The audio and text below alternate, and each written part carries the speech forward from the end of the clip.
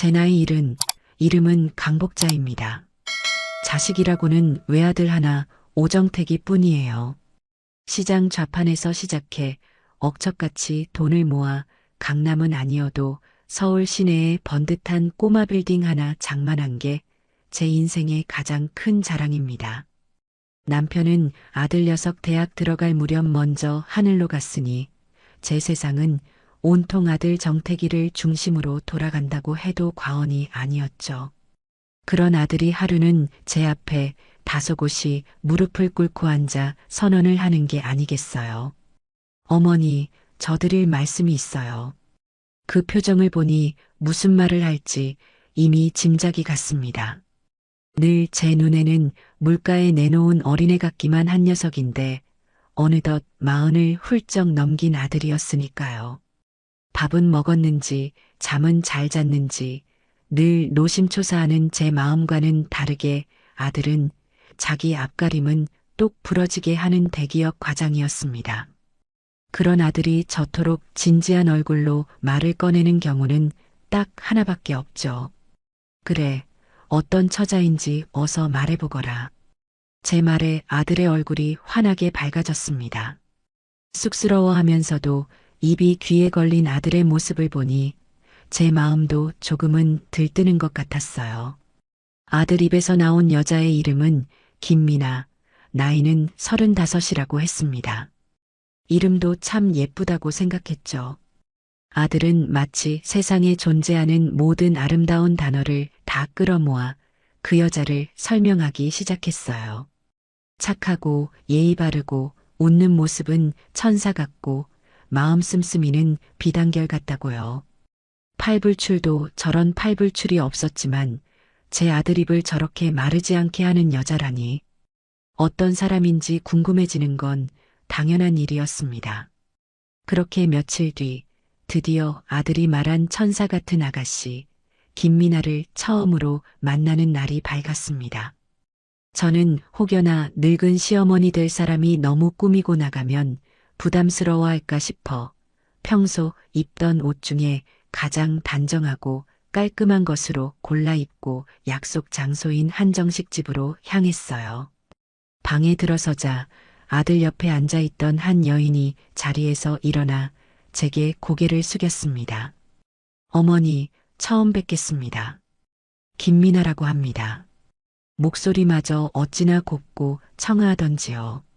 화면에서 방금 튀어나온 배우처럼 이목구비가 아주 또렷하고 화사한 얼굴이었어요. 하얀 원피스를 입은 자태가 꼭 백합꽃 같다고 생각했습니다. 저는 마주 손을 잡으며 웃어 보였어요. 반가워요, 미나 양. 오느라 고생 많았어요. 우리 아들한테 얘기는 많이 들었답니다. 아니에요, 어머님. 제가 먼저 찾아뵈었어야 했는데 이렇게 귀한 시간을 내주셔서 정말 감사해요.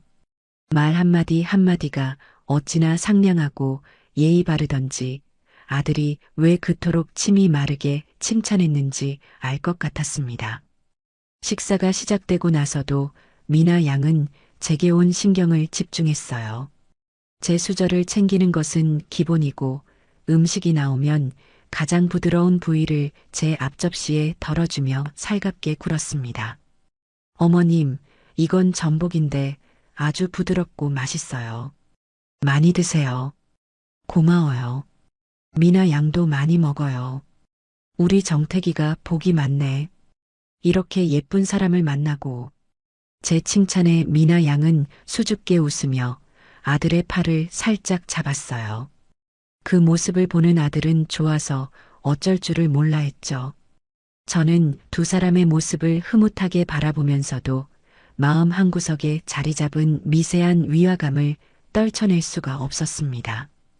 평생 사람 상대하는 장사를 해온 탓에 생긴 일종의 직감 같은 것이었죠. 미나 양의 친절과 상냥함은 흠잡을 데 없이 완벽했지만 이상하게도 사람에게서 느껴지는 따뜻한 온기보다는 잘 만들어진 인형처럼 느껴졌습니다.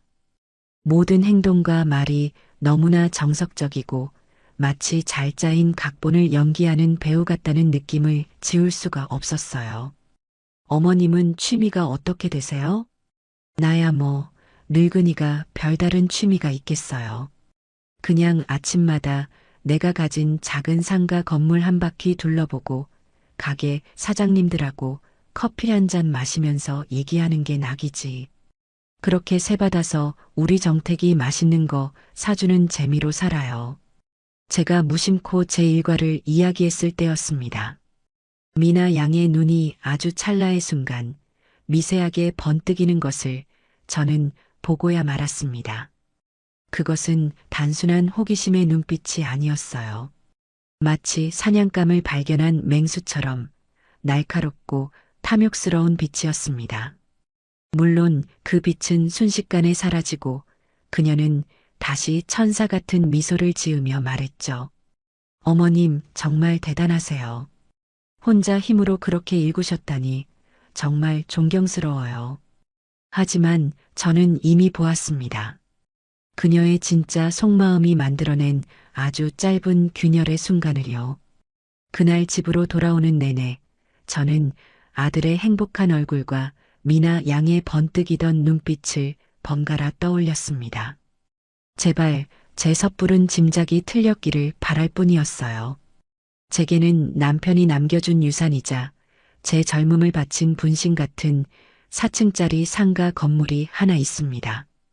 사람들은 저를 편하게 앉아서 돈 버는 건물주라고 쉽게 말하지만 저는 단 하루도 이 건물을 허투루 대한 적이 없어요. 새벽같이 일어나 건물을 한 바퀴 도는 것으로 제 하루는 시작됩니다. 밤새 무슨 일은 없었는지, 어디 고장난 곳은 없는지 구석구석 제 눈으로 직접 확인해야 직성이 풀리는 성격이었죠. 1층에는 젊은 사장이 운영하는 아담한 카페와 유명 제과점이 있고 2층에는 미용실과 네일샵, 3층에는 병원, 그리고 4층에는 세무사 사무실이 입주해 있습니다. 이들은 제게 단순히 세를 내는 임차인이 아니라 한 지붕 아래 사는 가족 같은 사람들이에요. 저는 매일 아침 1층 카페에 들러 커피 한 잔을 마시며 사장님과 수다를 떠는 것을 좋아합니다. 강 여사님, 오늘따라 더 고우시네요. 호호, 우리 사장님은 어쩜 이렇게 말도 예쁘게 할까? 그러니 장사가 잘 되지. 카페 사장은 30 초반에 아주 성실하고 착한 청년이에요. 제가 보증금도 주변 시세보다 저렴하게 해주고 인테리어 공사할 때도 여러모로 편의를 봐주었더니 저를 친할머니처럼 따랐죠. 그렇게 가게 사장님들과 안부를 묻고 건물 시설을 꼼꼼하게 살피고 나면 오전 시간이 훌쩍 지나갑니다. 제게 이 건물은 단순한 재산이 아니에요. 제 땀과 눈물이 깃든 제 인생 그 자체이자 소중한 아들에게 물려주어야 할 삶의 터전입니다. 그래서 더더욱 허투루 관리할 수가 없었죠. 그날도 저는 어김없이 아침 일찍 건물을 둘러보기 위해 집을 나설 채비를 하고 있었습니다. 그런데 그때 전화벨이 요란하게 울렸어요. 받아보니 건물 청소를 10년 넘게 해주고 계신 아주머니의 목소리였습니다. 그런데 평소와는 다르게 목소리가 잔뜩 잠겨 있고 다급함이 묻어났어요. 여사님, 죄송해요. 정말 죄송해서 어떡하죠? 아니, 아주머니. 무슨 일인데 그래요? 목소리가 왜 그래? 저희 집 영감탱이가 간밤에 갑자기 쓰러져서요. 지금 병원 응급실에 와 있어요. 그래서 오늘 청소를 못 갈 것 같아요. 정말 죄송합니다. 수화기 너머로 들려오는 아주머니의 목소리에는 걱정과 미안함이 가득했습니다. 저는 제 일처럼 가슴이 덜컥 내려앉았어요. 아이고, 저런. 영감님은 좀 괜찮으시대요? 청소는 걱정하지 말아요. 사람 목숨보다 중요한 게 어디 있다고. 영감님 잘 보살펴드리고 무슨 일 있으면 꼭 연락줘요. 돈 필요하면 주저 말고 말하고. 저는 아주머니를 안심시키고 전화를 끊었습니다. 오늘 하루 청소 안 한다고 큰일이야 나겠냐마는 매일같이 쓸고 닦던 곳이라 어딘가 찝찝한 마음이 드는 것은 어쩔 수 없었죠. 특히 어제 비가 와서 1층 로비 바닥이 흙발자국으로 더러울 게 뻔했습니다. 입주한 사장님들이나 손님들이 불편을 겪을 것을 생각하니 가만히 있을 수가 없었어요. 그래, 어차피 건물에 나갈 참이었는데 내가 직접 한번 둘러보지 뭐. 저는 옷장에서 가장 편한 몸빼 바지와 낡은 티셔츠를 꺼내 입었습니다. 비싼 옷 입고 청소할 수는 없는 노릇이니까요. 그리곤 창고에 넣어두었던 고무장갑과 수건 몇 장을 챙겨서 집을 나섰습니다. 그때까지만 해도 저는 상상조차 하지 못했습니다. 제가 무심코 시작한 이 작은 청소가 제 아들의 인생을 송두리째 바꿀 거대한 폭풍의 시작이 될 줄은 말이에요. 저는 그저 내 소중한 건물을 내 손으로 한번 쓸고 닦겠다는 아주 소박하고 당연한 마음뿐이었습니다. 제 건물 1층 로비는 언제나 건물의 심장과도 같다고 생각하며 살아왔습니다. 이곳이 깨끗하고 환해야 건물 전체에 좋은 기운이 흐르는 법이죠. 그런데 그날따라 로비 바닥은 간밤에 내린 비로 엉망이었습니다. 오가는 사람들의 신발에 묻어온 흙탕물이 타일 위에 얼룩덜룩한 지도를 그려놓았어요. 입주 상인 중 한 분이 아침 인사를 건네며 어휴, 여사님. 오늘 바닥이 말이 아니네요 하고 지나갈 정도였으니 제 마음은 더 불편해졌습니다. 이대로는 안 됐죠. 저는 소매를 걷어붙이고 곧장 건물 뒤편의 작은 창고로 향했습니다. 그곳에는 청소 아주머니가 사용하는 온갖 살림살이들이 저마다의 자리를 지키고 있었어요. 제 키보다 큰 대걸레부터 시작해서 각종 세제, 마른 걸레까지.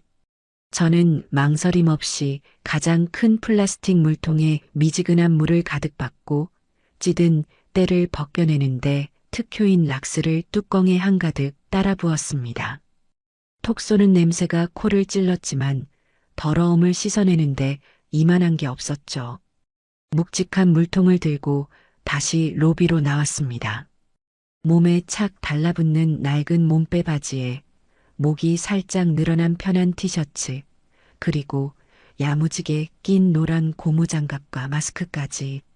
누가 봐도 영락없는 청소부의 모습이었을 겁니다. 하지만 저는 단 한순간도 제 모습이 부끄럽다고 생각하지 않았어요. 평생을 땀 흘려 돈을 벌었고 그렇게 세운 내 집을 내 손으로 가꾸는 것이 뭐가 창피한 일이겠어요. 오히려 오랜만에 직접 몸을 움직일 생각에 묘한 활력마저 느껴졌습니다. 저는 먼저 가장 더러운 입구 쪽부터 자리를 잡고 허리를 숙였습니다. 묵직한 대걸레에 온 체중을 실어 바닥을 닦기 시작했죠. 쓱싹쓱싹 규칙적인 마찰음과 함께 더러운 흙탕물 자국이 시원하게 닦여나갔습니다. 타일이 본래의 반짝이는 모습을 되찾을 때마다 제 마음속 묵은 체증도 함께 씻겨나가는 기분이었어요. 그렇게 한참을 세상의 모든 소음과 단절된 채 오직 대걸레의 움직임에만 집중하고 있을 때였습니다. 저기요. 아주 맑고 고운 음성이었지만 그 속에는 얼음장 같은 차가움과 강철 같은 날카로움이 함께 배어 있었습니다. 제 등 뒤에서 들려온 그 목소리에 저는 하던 일을 멈추고 천천히 뒤를 돌아보았습니다. 그곳에는 눈이 부실 만큼 화려한 모습의 김미나 양이 마치 패션 잡지의 한 페이지를 찍고 나온 모델처럼 서 있었습니다. 처음 봤던 날의 수수한 백합꽃 같던 모습은 온데간데 없었어요. 머리부터 발끝까지 값비싼 명품으로 치장한 그녀는 제가 입고 있는 옷을 다 합쳐도 그녀의 구두 한 짝 값도 안 될 것 같았습니다. 커다란 선글라스가 얼굴의 절반을 가리고 있었지만 꾹 다문 입술과 살짝 치켜든 턱에서부터 오만함이 뚝뚝 묻어났죠.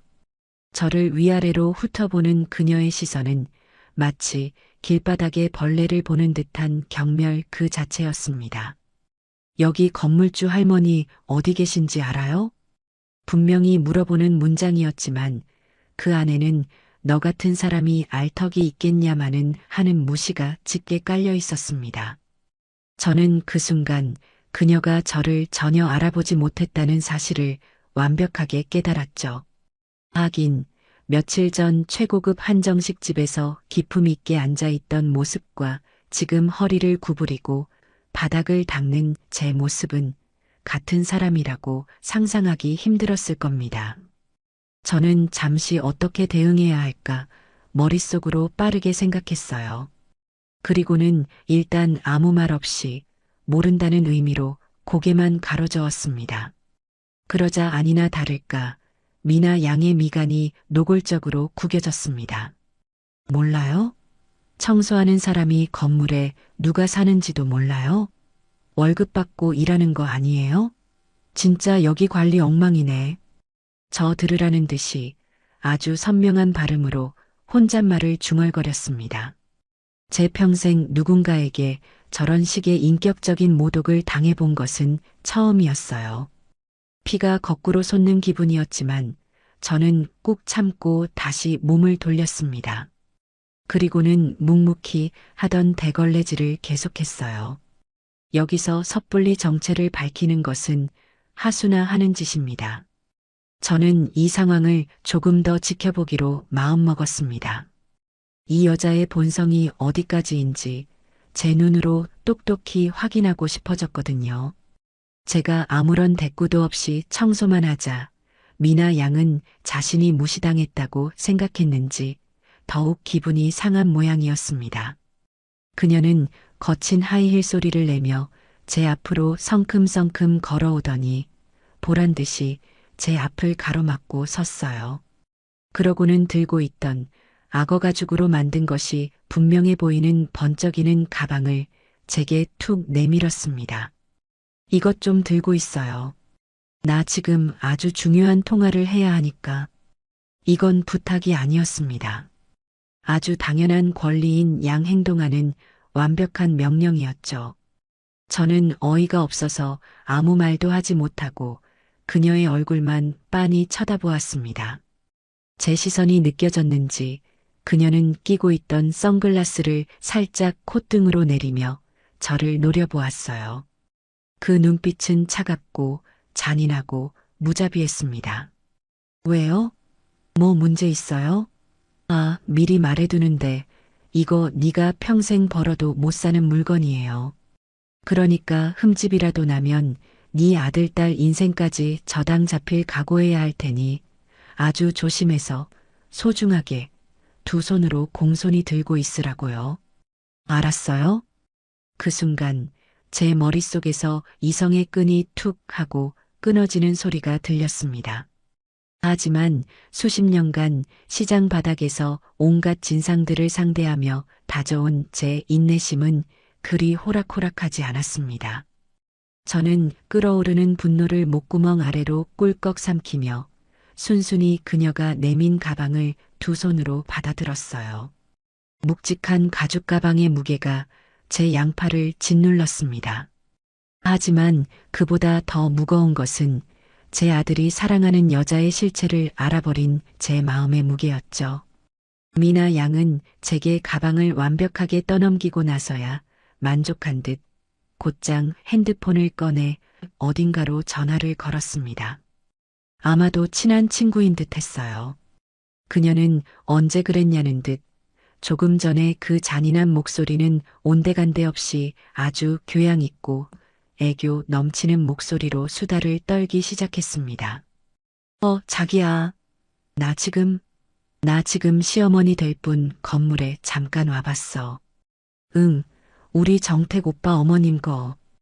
오빠가 하도 어머니 하길래 어떤 분인가 궁금했지. 건물도 생각보다 꽤 크고 좋네. 근데 관리가 영 엉망이야. 청소하는 아줌마가 있는데 사람이 기본이 안 되어 있더라. 손님을 보고도 인사는커녕 본체만체 하고 뭘 물어봐도 대답도 안 하고 하여튼 배운 게 없어서 그런가 봐. 불쌍하지 뭐. 저는 제 바로 앞에서 저를 배운 게 없는 불쌍한 사람으로 만들어버리는 그 모든 말을 한마디도 놓치지 않고 똑똑히 들었습니다. 제 손에 들린 이 악어 가죽 가방이 바로 제 아들이 그토록 천사 같다고 믿어 의심치 않는 여자의 추악한 본 모습을 증명하는 살아있는 증거물처럼 느껴졌어요. 미나 양의 통화는 끝날 기미를 보이지 않았습니다. 저는 로비 한가운데에 서서 꼼짝없이 벌을 서는 학생처럼 그녀의 가방을 들고 있어야만 했죠.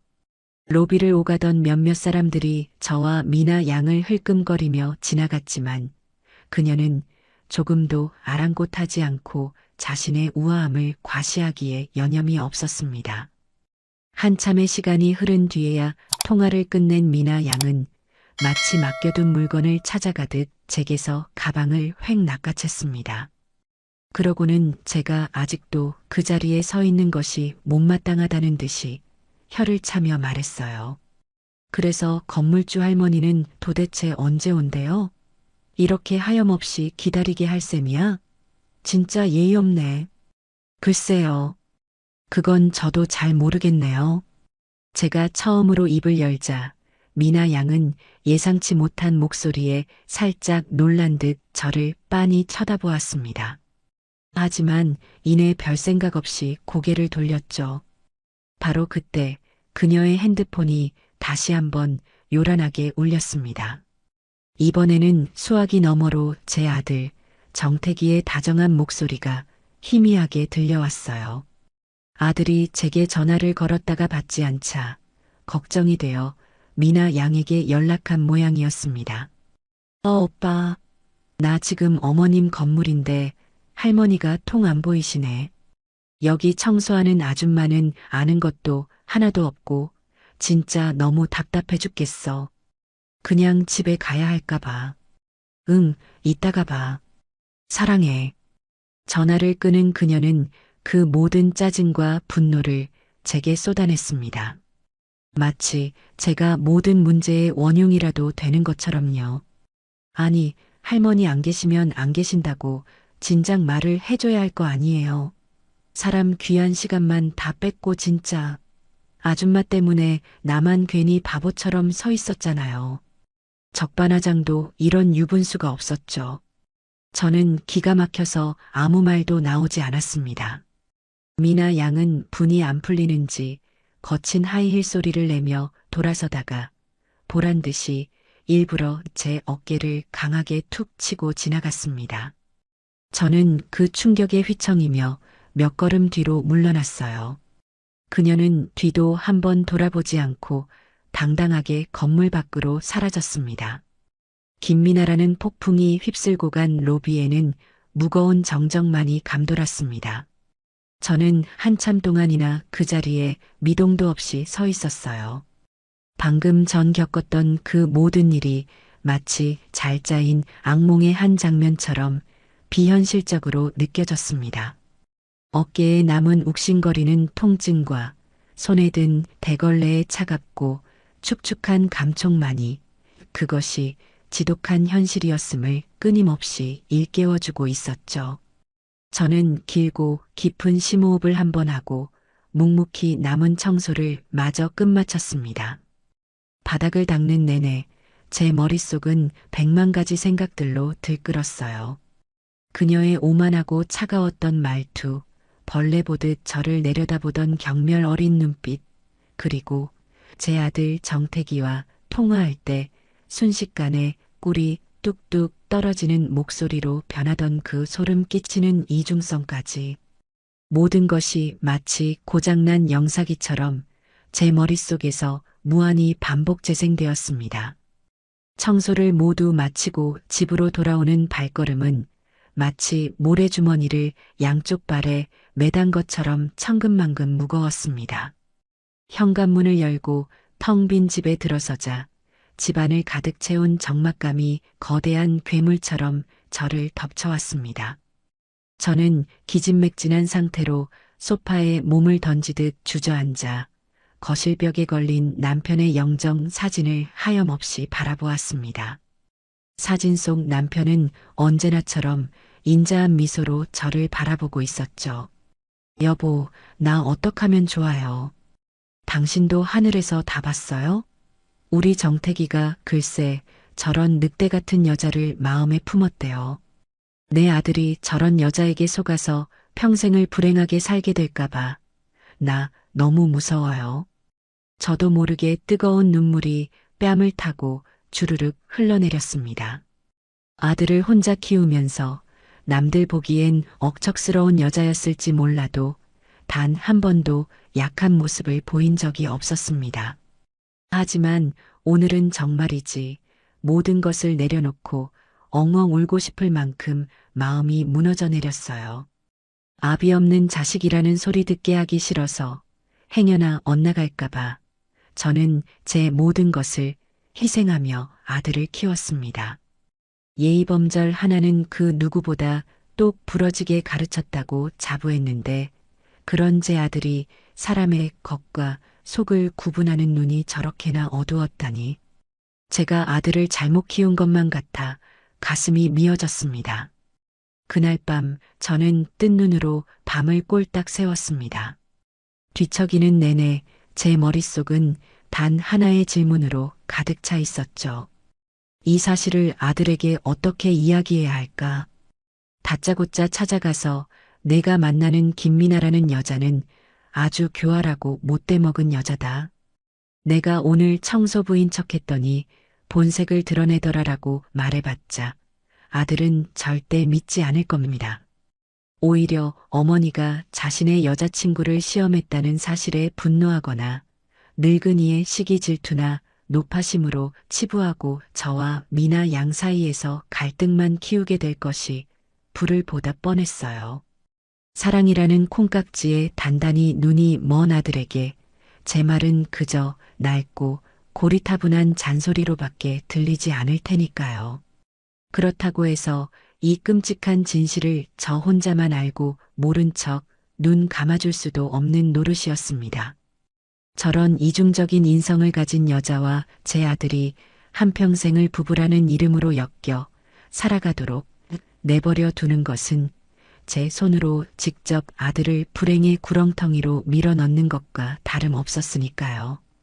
다음 날 늦은 오후 예상했던 대로 아들에게서 전화가 걸려왔습니다. 저는 요란하게 울리는 벨소리에 잠시 심호흡을 하며 마음을 단단히 먹었습니다.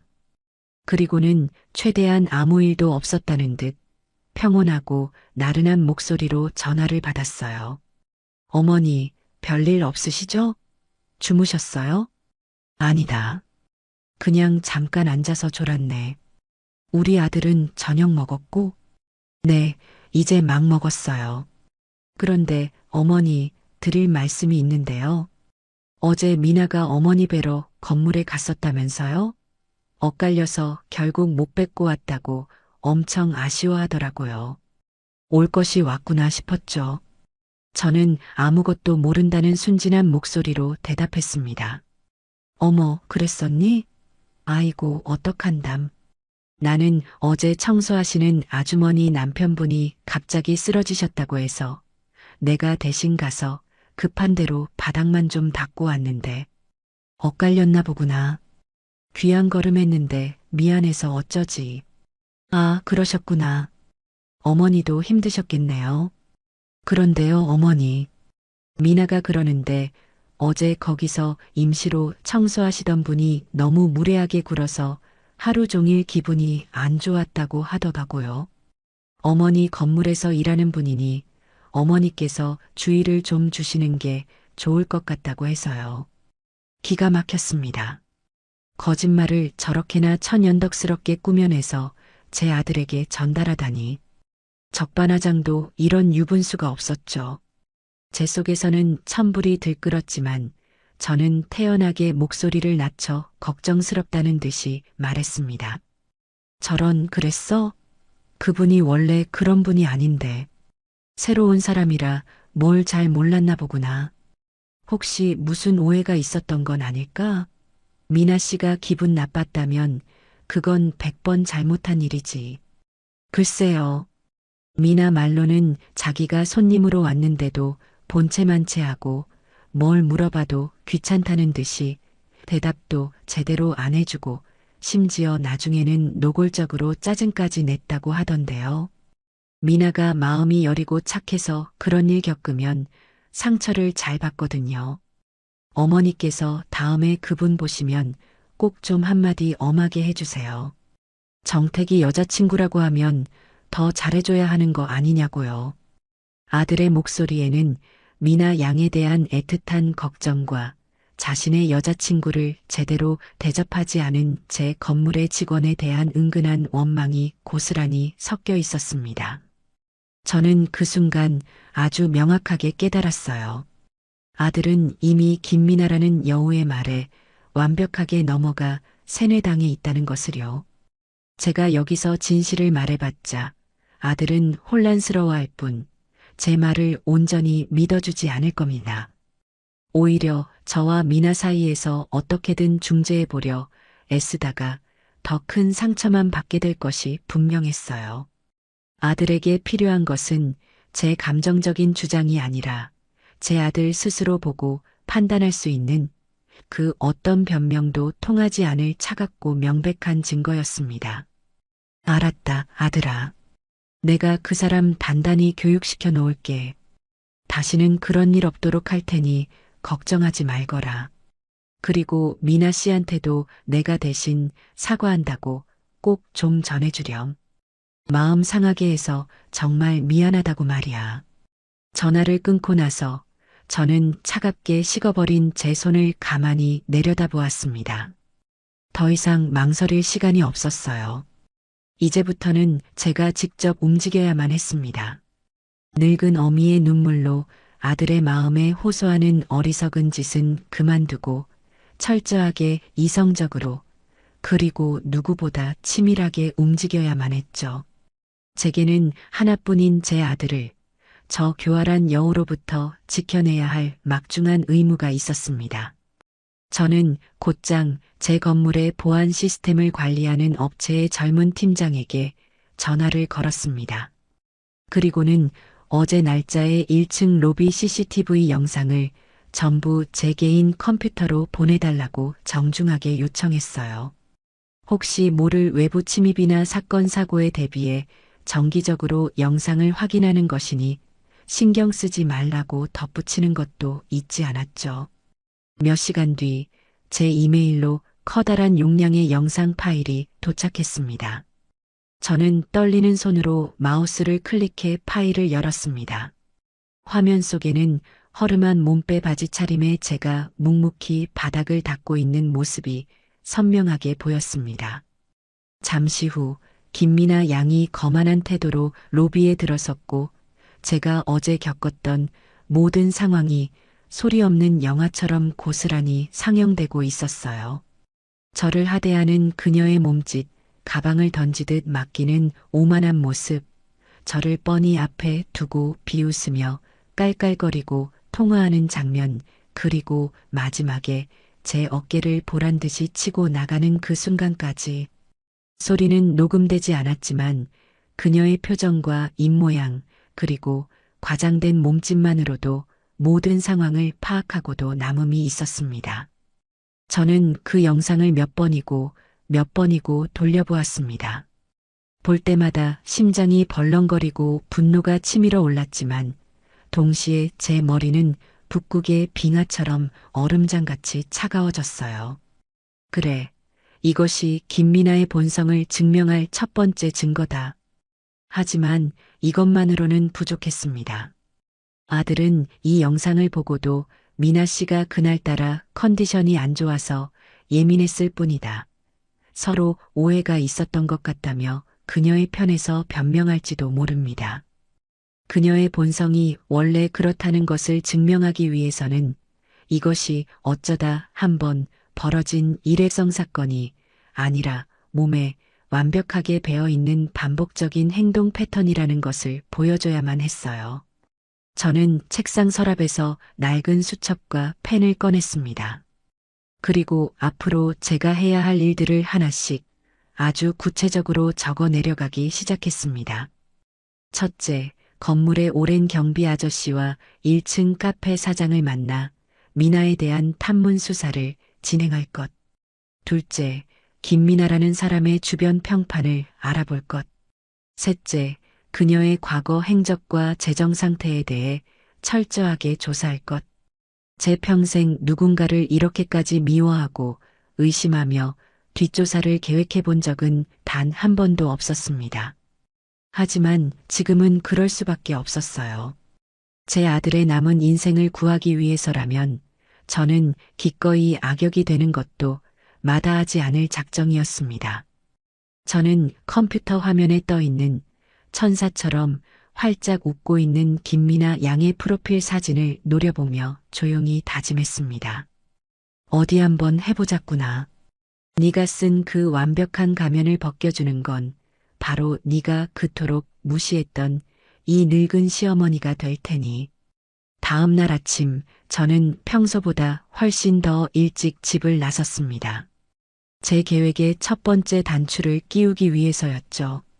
제 목표는 건물에서 15년 넘게 굳은 일도 마다하지 않으며 저와 동고동락해온 경비 아저씨 김 반장님이었습니다. 그는 제 건물에 살아있는 역사나 다름없는 사람이었고 그의 눈을 속일 수 있는 것은 아무것도 없다고 해도 과언이 아니었죠. 저는 아침 햇살이 비추는 경비실 문을 정중하게 두드렸습니다. 김 반장님, 좋은 아침이에요. 식사는 하셨고요? 아이고, 사모님. 이렇게 이른 시간에 어쩐 일이십니까? 저는 벌써 든든하게 챙겨 먹었습니다. 김 반장님은 언제나처럼 깍듯하게 허리를 숙여 저를 맞이했습니다. 저는 미리 준비해간 따뜻한 보온병을 건네며 자연스럽게 말문을 열었어요. 그 안에는 제가 직접 끓인 구수한 누룽지가 담겨 있었습니다. 출출할 때 드세요. 다름이 아니라 제가 요즘 궁금한 사람이 하나 생겨서요.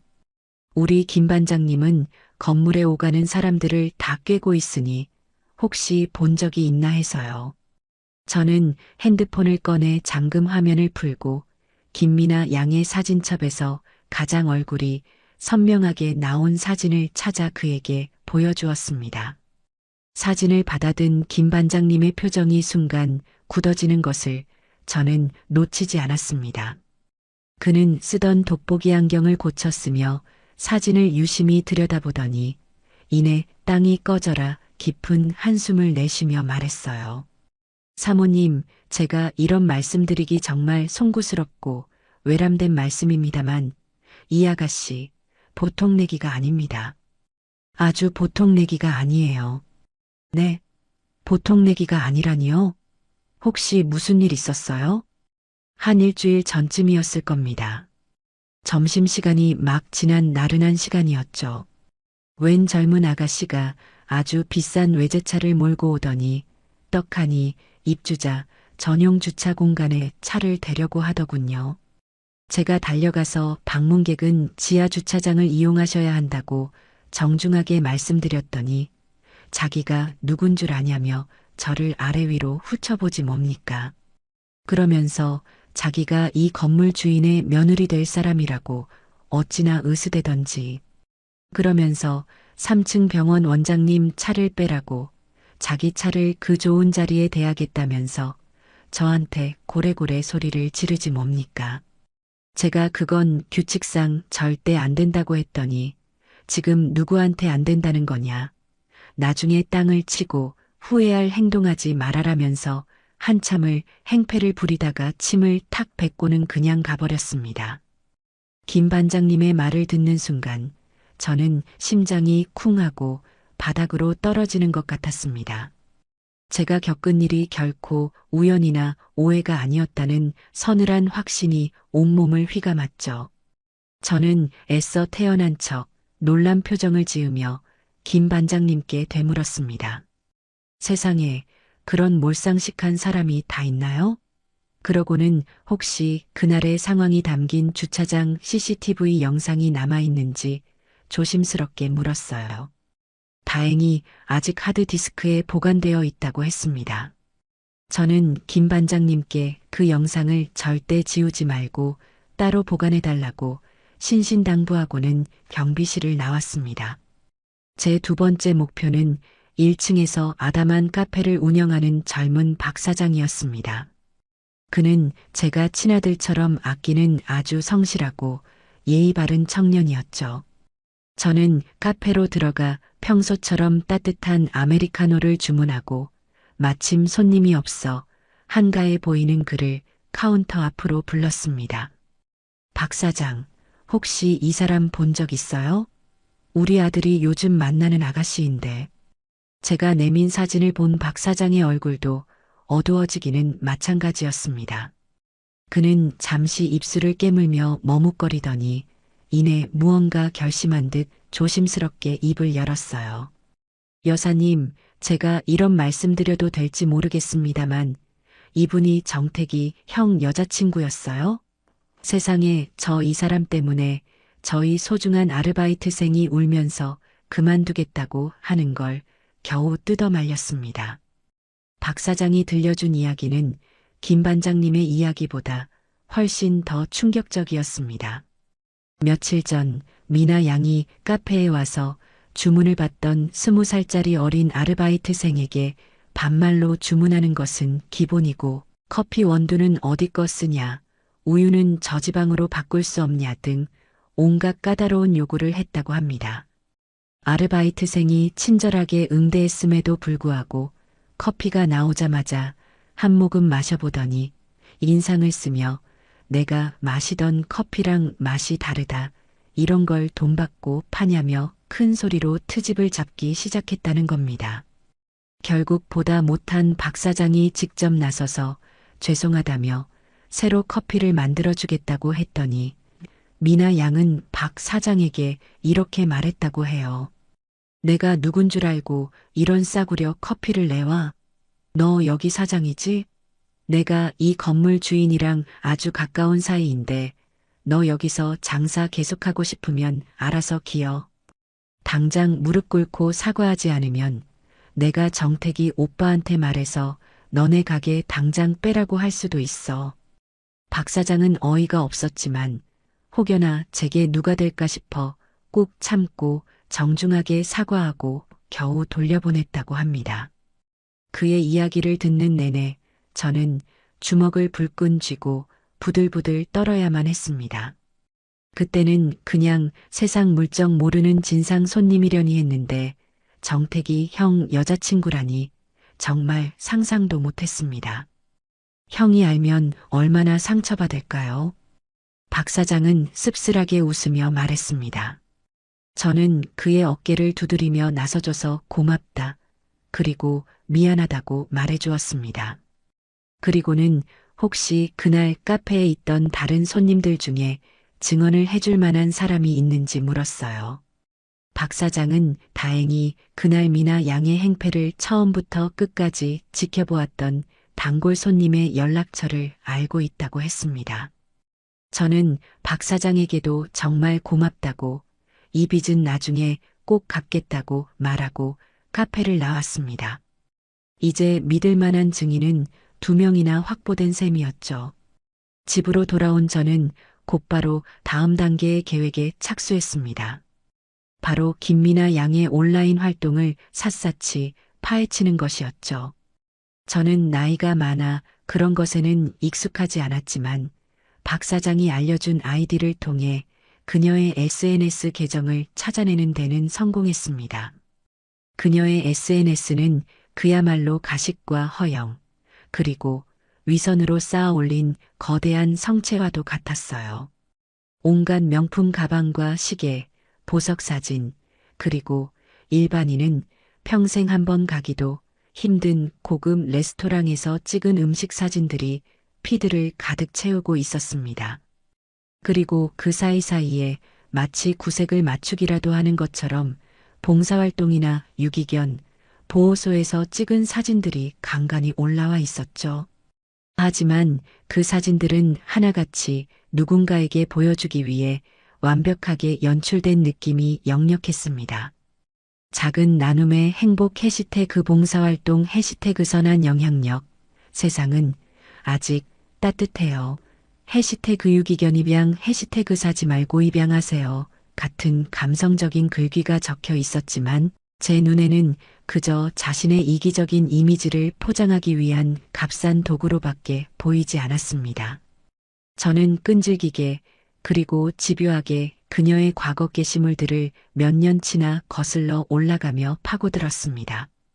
그러다 아주 흥미롭고도 소름 끼치는 사실을 발견하게 되었어요. 그녀가 봉사활동을 갔다고 올린 날짜와 장소가 과거 제 아들 정태기가 임원으로 활동하는 회사에서 주최했던 대기업 봉사활동 프로그램의 날짜와 장소와 여러 번 겹친다는 것이었습니다. 이것은 결코 우연일 수 없었어요. 그녀는 처음부터 의도적으로 아주 치밀한 계획을 세우고 제 아들에게 접근했던 겁니다. 봉사라는 세상에서 가장 순수한 활동을 부유한 남자를 낳기 위한 미끼이자 수단으로 이용한 것이죠. 저는 그녀의 SNS를 샅샅이 뒤져 그녀의 거짓말과 위선을 증명할 수 있는 의심스러운 정황들을 모두 캡처해서 저장했습니다. CCTV 영상, 2명의 확실한 증인, 그리고 그녀의 가식적인 온라인 활동 기록까지 거대한 퍼즐 조각들이 하나씩 맞춰지며 김미나라는 여자의 실체가 서서히 드러나고 있었습니다. 저는 컴퓨터 폴더에 K프로젝트라는 이름으로 이 모든 자료를 체계적으로 정리했어요. 폴더를 보고 있자니 깊은 한숨과 함께 헛웃음이 터져나왔습니다. 제 순진한 아들은 저 여자의 저런 치밀하고 무서운 계획을 꿈에도 모른 채 그녀를 세상에 둘도 없는 천사라고 굳게 믿고 있겠죠. 제 마음속에는 아들에 대한 애처로운 안타까움과 김미나 양에 대한 서늘한 분노, 그리고 앞으로 닥쳐올 거대한 폭풍에 대한 무거운 책임감이 뒤섞여 소용돌이쳤습니다. 이제 남은 것은 그녀의 과거를, 그녀가 그토록 숨기고 싶어하는 비밀들을 파헤치는 일이었습니다. 이것은 제 능력 밖의 일이었기에 전문가의 도움이 반드시 필요하다고 판단했죠. 저는 수소문 끝에 비밀 보장이 철저하고 일 처리가 깔끔하기로 업계에서 평판이 자자한 흥신소에 연락을 취했습니다. 조금은 꺼림칙하고 위험한 방법이었지만 맹수로부터 제 자식을 지키기 위해서라면 어미는 그보다 더한 일도 할 수 있는 법입니다. 저는 흥신소 직원과 약속을 잡고 제가 가진 모든 정보와 제 아들의 사진, 그리고 두둑한 현금을 준비했습니다. 김미나라는 여자의 과거를 먼지 한 톨까지 남김없이 샅샅이 조사해달라고 의뢰하기 위해서였죠. 이제 주사위는 던져졌습니다. 이 길의 끝에 무엇이 기다리고 있든 저는 더 이상 물러설 곳이 없었습니다. 거대한 거짓의 성을 송두리째 무너뜨리기 위한 저의 조용하고도 잔인한 전쟁은 그렇게 본격적으로 시작되고 있었습니다. 며칠 뒤 저는 약속 장소인 낡은 상가 건물의 3층으로 향했습니다. 페인트가 벗겨진 복도를 지나자 최강 기획이라는 작은 간판이 붙은 허름한 사무실 문이 나타났어요. 제가 알아본 흥신소였죠. 겉보기엔 볼품 없었지만 의뢰인의 비밀을 무덤까지 가져가는 것으로 업계에서는 정평이 나 있는 곳이었습니다. 문을 열고 들어가자 40대 후반으로 보이는 남자가 저를 맞이했습니다. 날카로운 눈매와 달리 말투는 아주 정중했죠. 우리는 좁은 사무실 안 낡은 소파에 마주 앉았습니다. 강복자 여사님 되십니까? 말씀은 들었습니다. 네, 맞아요. 바쁘신데 시간 내주셔서 감사합니다. 천만에요. 저희는 돈을 받고 일하는 사람들인걸요. 의뢰 내용은 들었습니다만 여사님께서 직접 가지고 계신 자료를 먼저 보고 싶습니다. 저는 준비해간 서류 가방을 열어 그동안 모은 자료들을 테이블 위에 올려놓았습니다. 건물 CCTV 영상이 담긴 USB, 김 반장님과 박 사장의 진술을 받아 적은 메모, 그리고 김미나 양의 SNS 활동을 캡처한 수십 장의 사진들까지. 남자는 말없이 하지만 아주 꼼꼼하게 자료들을 하나씩 살펴보았습니다. 그의 표정에는 아무런 변화가 없었지만 저는 그가 제 생각보다 훨씬 더 많은 정보를 읽어내고 있다는 것을 직감할 수 있었어요. 재미있는 아가씨로군요. 전형적인 수법입니다. 봉사활동을 미끼로 의도적으로 접근했고 SNS를 통해 자신의 이미지를 철저하게 관리하고 있군요. 이런 유형의 사람들은 뒤가 구린 경우가 대부분입니다.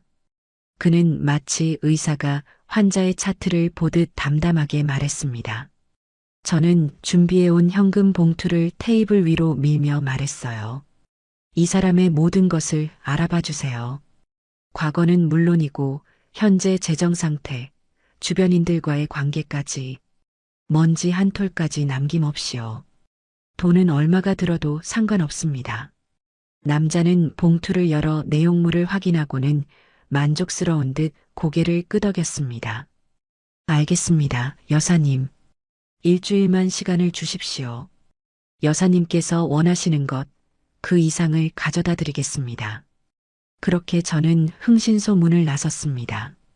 마음 한구석이 꺼림칙한 것은 사실이었지만 이미 돌아올 수 없는 강을 건넜다는 생각에 오히려 후련한 기분도 들었죠.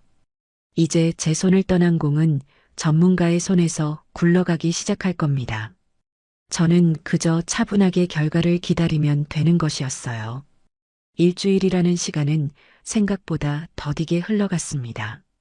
그 사이 아들은 몇 번이나 제게 전화를 걸어 김미나 양의 이야기를 늘어놓았어요.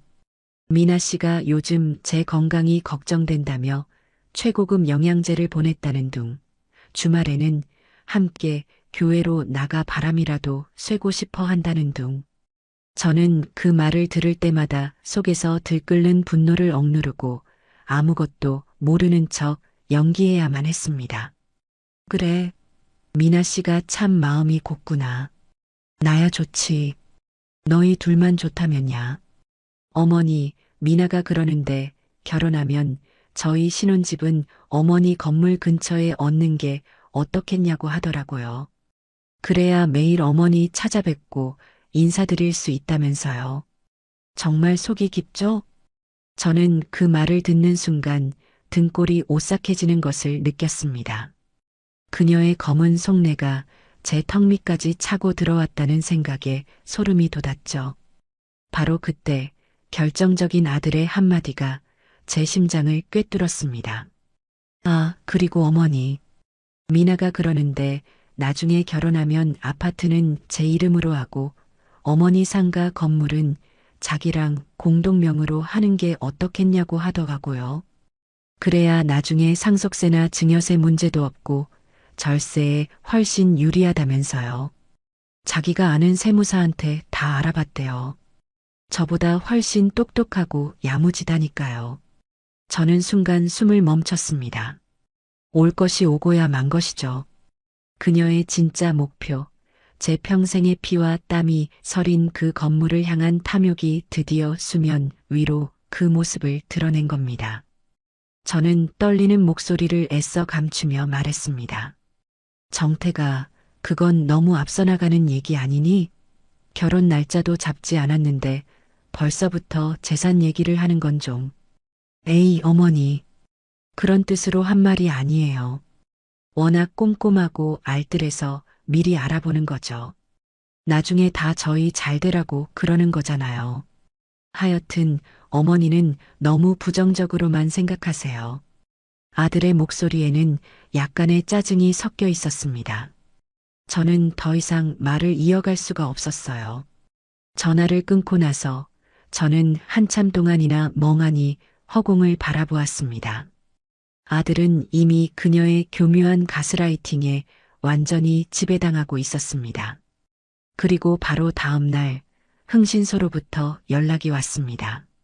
저는 약속 장소인 카페의 가장 구석진 자리에 앉아 초조하게 그를 기다렸어요. 잠시 후 남자는 서류 봉투 하나를 들고 제 앞에 나타났습니다. 그는 봉투를 제게 건네며 나지막이 말했죠. 여사님, 아마 생각하시는 것보다 훨씬 더 놀라실 겁니다. 저는 떨리는 손으로 봉투를 열었습니다. 그 안에는 수십 장의 보고서와 사진, 그리고 녹음 파일이 들어있는 작은 USB가 들어 있었어요. 저는 보고서의 첫 장을 넘기는 순간 제 눈을 의심해야만 했습니다. 김미나 양의 재정 상태는 그야말로 파탄 그 자체였습니다. 제1금융권은 물론이고 여러 곳의 대부업체와 사채까지 끌어다 쓴 탓에 빚더미에 올라앉아 있었죠. 그녀의 월급은 이자를 감당하기에도 벅찬 수준이었습니다. 지출 내역은 더욱 가관이었습니다. 매달 수백만 원어치의 명품을 사들이고 최고급 호텔과 레스토랑을 제 집처럼 드나들며 돈을 물쓰듯 탕진하고 있었어요. 그녀의 화려한 삶은 전부 빚으로 쌓아 올린 모래성이었던 겁니다. 하지만 저를 진짜 경악하게 만든 것은 그 다음 장에 적혀 있는 내용이었습니다. 김미나 양의 과거 행적은 상상 이상으로 추악했어요. 그녀는 과거에도 부유한 집안의 남자들에게 의도적으로 접근했다가 파혼당한 전적이 무려 3번이나 있었습니다. 첫 번째는 강남의 유명 병원 원장 아들이었고, 두 번째는 건실한 중소기업을 운영하는 집안의 외아들, 그리고 세 번째는 부모에게 막대한 재산을 물려받은 자산가의 아들이었죠. 수법은 모두 똑같았습니다. 천사 같은 얼굴로 접근해 남자의 마음을 사로잡은 뒤 결혼을 약속하고 나면 온갖 명목으로 고가의 선물과 현금을 요구했습니다. 그러다가 더 이상 얻어낼 것이 없다고 판단되면 남자에게 일방적으로 이별을 통보하고 잠적해버리는 시기였습니다. 그녀에게 결혼은 사랑의 결실이 아니라 신분 상승과 부의 축적을 위한 완벽한 사업이었던 겁니다. 보고서의 마지막 장에는 그녀의 주변인들에 대한 탐문 내용이 적혀 있었습니다. 그녀의 전 직장 동료들은 하나같이 그녀를 자신의 이익을 위해서라면 물불 가리지 않는 야심가라고 평가했고, 옛 친구들은 허영심이 강하고 거짓말을 밥 먹듯 하는 아이라고 증언했습니다.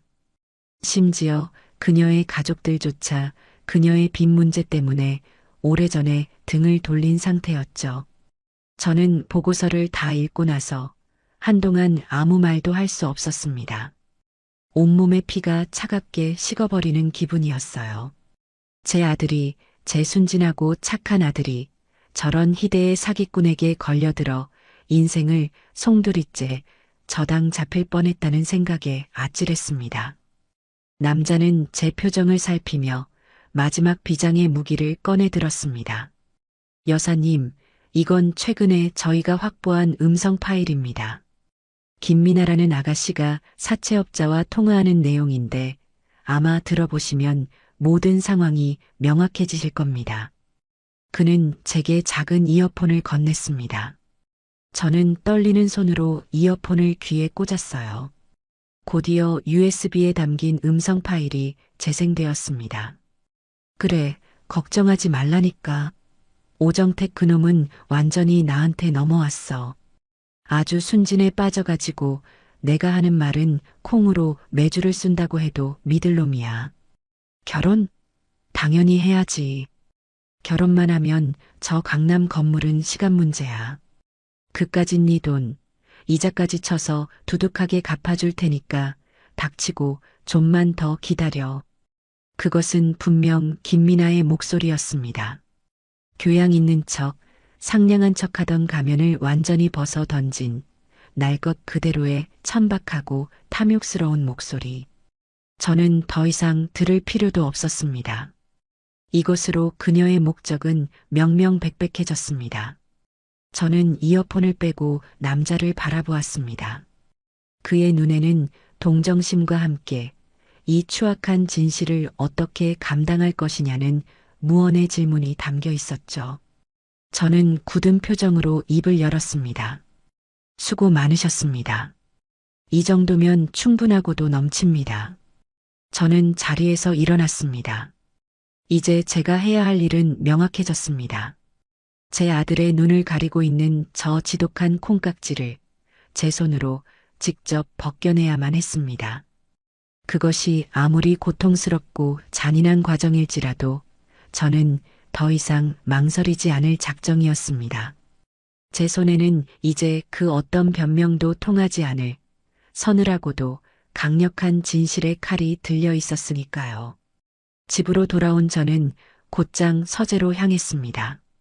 그리고는 흥신소에서 받아온 모든 자료들을 커다란 책상 위에 펼쳐놓았어요. 차갑고 냉정한 사실들이 빼곡히 적힌 보고서, 김미나의 이중적인 삶을 증명하는 수십 장의 사진들, 그리고 그녀의 추악한 본성이 담긴 음성 파일까지. 저는 마치 전쟁을 앞둔 장수처럼 이 모든 증거들을 하나하나 꼼꼼하게 다시 살펴보며 앞으로의 계획을 세우기 시작했습니다. 감정적으로 대응해서는 안 됐습니다. 이 싸움은 철저하게 이성적이고 논리적이며 상대가 단 하나의 반격도 할 수 없도록 완벽하게 준비해야만 했습니다. 가장 먼저 한 일은 모든 증거들을 체계적으로 정리하는 것이었습니다. 저는 커다란 파일 홀더를 가져와 각 증거물의 번호를 매기고 순서를 정했어요. 첫 번째는 제가 직접 겪은 로비에서의 사건을 담은 CCTV 영상, 두 번째는 김 반장님과 박 사장의 구체적인 피해 사실이 담긴 진술서, 세 번째는 그녀의 허영심과 거짓된 이미지를 보여주는 SNS 캡처 자료들, 네 번째는 그녀의 처참한 재정 상태와 과거 사기 행각이 담긴 흥신소 보고서, 그리고 마지막 다섯 번째는 그 어떤 변명도 불가능하게 만들 결정적인 증거, 바로 사채업자와의 통화 녹음 파일이었습니다. 저는 이 5단계의 공격을 통해 김미나라는 여자가 쌓아 올린 거짓의 성을 한층 한층 아주 처참하게 무너뜨릴 계획이었습니다. 증거 정리를 마친 저는 다음 단계로 넘어갔습니다. 바로 제 계획에 힘을 실어줄 든든한 아군을 확보하는 것이었죠. 저는 곧장 건물로 다시 나가 김 반장님과 박 사장을 조용한 곳으로 불렀습니다. 두 사람은 제 부름에 어리둥절한 표정으로 약속 장소에 나타났어요. 저는 두 사람에게 그동안 제가 조사한 내용의 일부를 간략하게 설명해 주었습니다. 김미나라는 여자가 단순히 버릇없는 사람이 아니라 제 아들과 제 재산을 노리고 의도적으로 접근한 사기꾼이라는 사실을요. 두 분께서 겪으신 일이 그 여자의 본성을 증명하는 아주 중요한 증거가 될 겁니다. 그래서 말인데 제가 두 분의 도움이 꼭 필요합니다. 제가 부르면 제 아들 앞에서 두 분께서 겪으신 일을 있는 그대로 똑똑히 증언해 주실 수 있겠습니까? 제 말에 두 사람은 잠시 망설이는 듯 했습니다. 괜히 남의 집안일에 끼어들어 복잡한 상황에 휘말리고 싶지 않은 마음도 있었을 겁니다. 하지만 두 사람은 이내 굳은 표정으로 고개를 끄덕였습니다. 김 반장님이 먼저 입을 열었죠. 사모님, 걱정하지 마십시오. 사모님께서 저희에게 베풀어 주신 은혜가 얼만데요. 이 정도 일 가지고 뭘 망설이겠습니까? 언제든 부르시면 달려가서 제가 본 것을 그대로 말씀드리겠습니다. 저런 사람은 아주 뿌리를 뽑아야 합니다. 박 사장도 뒤이어 말했습니다. 여사님, 저도 마찬가지입니다. 정택이 형이 저런 여자한테 속고 있다는 걸 그냥 보고만 있을 수는 없죠. 제가 아는 모든 것을 사실대로 증언하겠습니다. 필요하다면 저희 가게 아르바이트생도 데리고 가겠습니다. 저는 두 사람의 손을 꼭 잡았습니다. 천군만마를 얻은 것처럼 마음이 든든해졌죠. 이제 모든 준비는 끝났습니다. 남은 것은 단 하나, 심판의 날을 정하는 것뿐이었습니다. 저는 그날 저녁 일부러 가장 맛있는 저녁 식사를 차려놓고 아들에게 전화를 걸었습니다. 제 목소리는 그 어느 때보다 차분하고 부드럽고 다정했습니다. 아들, 저녁은 먹었니? 어머니, 웬일이세요? 목소리가 되게 좋으시네요. 그럼 좋지. 엄마가 우리 아들 생각하는데 언제 안 좋겠니? 다름이 아니라 내가 너랑 미나 양에게 맛있는 저녁을 한번 사주고 싶어서 그런다. 그동안 내가 너희들 만나는 거에 대해 좀 깐깐하게 굴었던 것 같아서 미안한 마음도 들고 제 예상치 못한 제안에 아들의 목소리가 한 톤 높아졌습니다. 정말이세요, 어머니? 와, 미나가 들으면 정말 좋아하겠네요. 당연히 좋죠. 언제요? 그래. 그럼 내일 저녁은 어떠니?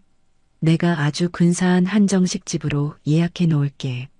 너와 미나 양, 그리고 나. 셋이서 아주 중요한 이야기를 좀 해야겠다. 앞으로 우리 가족이 될 사이인데 진솔한 얘기를 나눌 시간도 필요하지 않겠니? 저는 중요한 이야기라는 말에 힘을 주어 말했습니다. 아들은 그저 결혼에 대한 허락이나 상견례 날짜를 잡으려는 것으로 생각했는지 아무런 의심 없이 신이 나서 대답했어요. 네, 어머니. 알겠습니다. 내일 저녁 미나랑 예쁘게 하고 갈게요.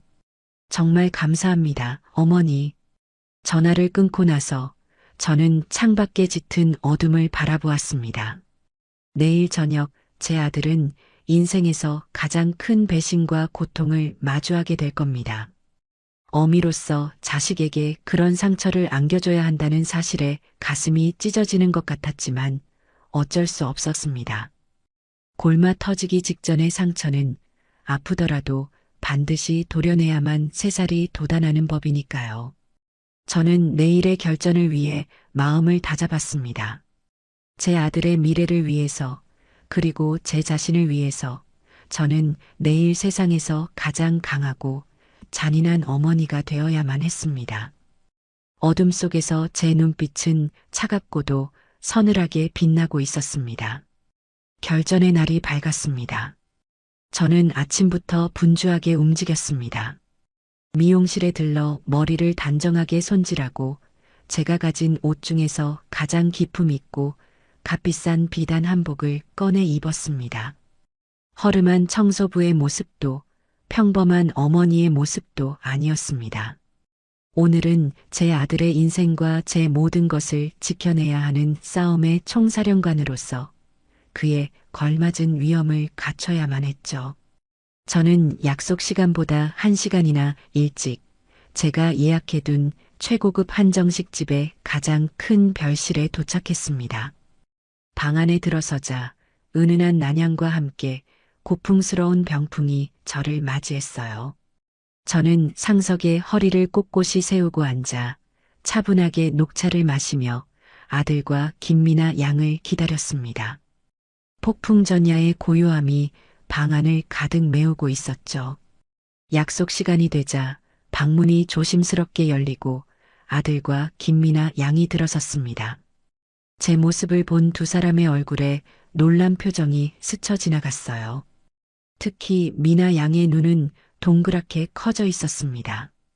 아마 평소에 수수한 제 모습만 보다가 값비싼 한복을 차려입고 상석에 앉아 있는 제 모습에서 범접할 수 없는 위압감을 느꼈을 겁니다. 어머니, 왜 이렇게 일찍 와 계셨어요? 저희가 너무 늦었죠. 아니다. 내가 너희를 보고 싶어서 조금 서둘렀을 뿐이다. 미나 양도 어서 앉아요. 오늘따라 참 곱고 예쁘구나. 제 칭찬에 미나 양은 금세 평소에 상냥한 가면을 쓰고 제 옆자리에 다소곳이 앉았습니다. 그녀는 제 한복을 보며 온갖 아양을 떨기 시작했어요. 어머님, 한복이 정말 잘 어울리세요. 꼭 사극에 나오는 왕비마마 같으세요. 너무 고우세요. 고맙다. 미나 양 마음에 든다니 다행이구나. 음식이 하나둘씩 차려지고 어색하면서도 화기애애한 분위기 속에서 식사가 시작되었습니다. 아들은 제 눈치를 살피면서도 연신 미나 양의 접시에 음식을 덜어주며 애정을 과시했죠. 미나 양 역시 제게 온갖 아첨을 늘어놓으며 완벽한 예비 며느리의 모습을 연기했습니다. 저는 그런 두 사람의 모습을 말없이 지켜보며 제 계획을 실행할 최적의 타이밍을 기다리고 있었습니다. 어느 정도 식사가 무르익었을 무렵 저는 숟가락을 조용히 내려놓았습니다. 그 소리에 아들과 미나 양의 시선이 제게로 향했죠. 저는 두 사람을 번갈아 바라보며 아주 차분하고 나지막한 목소리로 말문을 열었습니다. 정태가, 그리고 미나 양. 오늘 내가 두 사람을 보자고 한 것은 아주 중요한 이야기를 하기 위해서란다. 제 목소리에 실린 무게감을 느꼈는지 두 사람의 얼굴에서 미소가 사라졌습니다. 저는 미나 양을 똑바로 쳐다보며 말했어요. 미나 양, 내가 얼마 전에 몸이 좀 안 좋아서 내 건물 청소를 직접 한 적이 있었어요. 혹시 기억나려나? 그 순간 미나 양의 얼굴이 눈에 띄게 굳어지는 것을 저는 똑똑히 보았습니다. 그녀의 눈동자가 불안하게 흔들리기 시작했어요. 네. 아, 글쎄요. 저는 잘 기억이. 그래. 이상하네. 그날 미나 양이 우리 건물에 왔었다고 우리 아들한테 똑똑히 들었는데 청소하는 사람이 아주 무례해서 기분이 나빴다고 했다면서 제 말에 미나 양의 얼굴이 새하얗게 질려갔습니다. 아들은 어리둥절한 표정으로 저와 미나 양을 번갈아 쳐다볼 뿐이었죠. 저는 품에서 태블릿 PC를 꺼내 테이블 위에 올려놓았습니다. 그리고는 첫 번째 증거, 로비 CCTV 영상을 재생했어요. 이 영상을 한번 같이 보겠니? 화면 속에서는 허름한 옷차림의 제가 바닥을 닦고 있었고 잠시 후 거만한 모습의 미나 양이 등장했습니다. 소리는 없었지만 그녀가 제게 가방을 맡기고 저를 무시하며 어깨를 치고 나가는 모든 장면이 생생하게 재생되었습니다. 영상을 본 아들의 얼굴이 충격으로 일그러졌습니다. 어머니, 이게 어떻게 된 거예요? 미나 씨, 이 청소하시던 분이 우리 어머니셨어? 미나 양은 당황해서 어쩔 줄을 몰라 하며 변명을 늘어놓기 시작했습니다. 정택 씨, 그게 아니야. 오해야. 나는 정말 몰랐어. 그냥 청소하시는 분인 줄 알고 그날따라 제가 좀 예민해서 그래서 저도 모르게 실수를. 어머님, 정말 죄송해요. 제가 죽을 죄를 지었어요. 그녀는 금방이라도 눈물을 쏟을 것처럼 울먹이며 제게 용서를 구했습니다. 하지만 저는 조금도 흔들리지 않았습니다. 오해라고?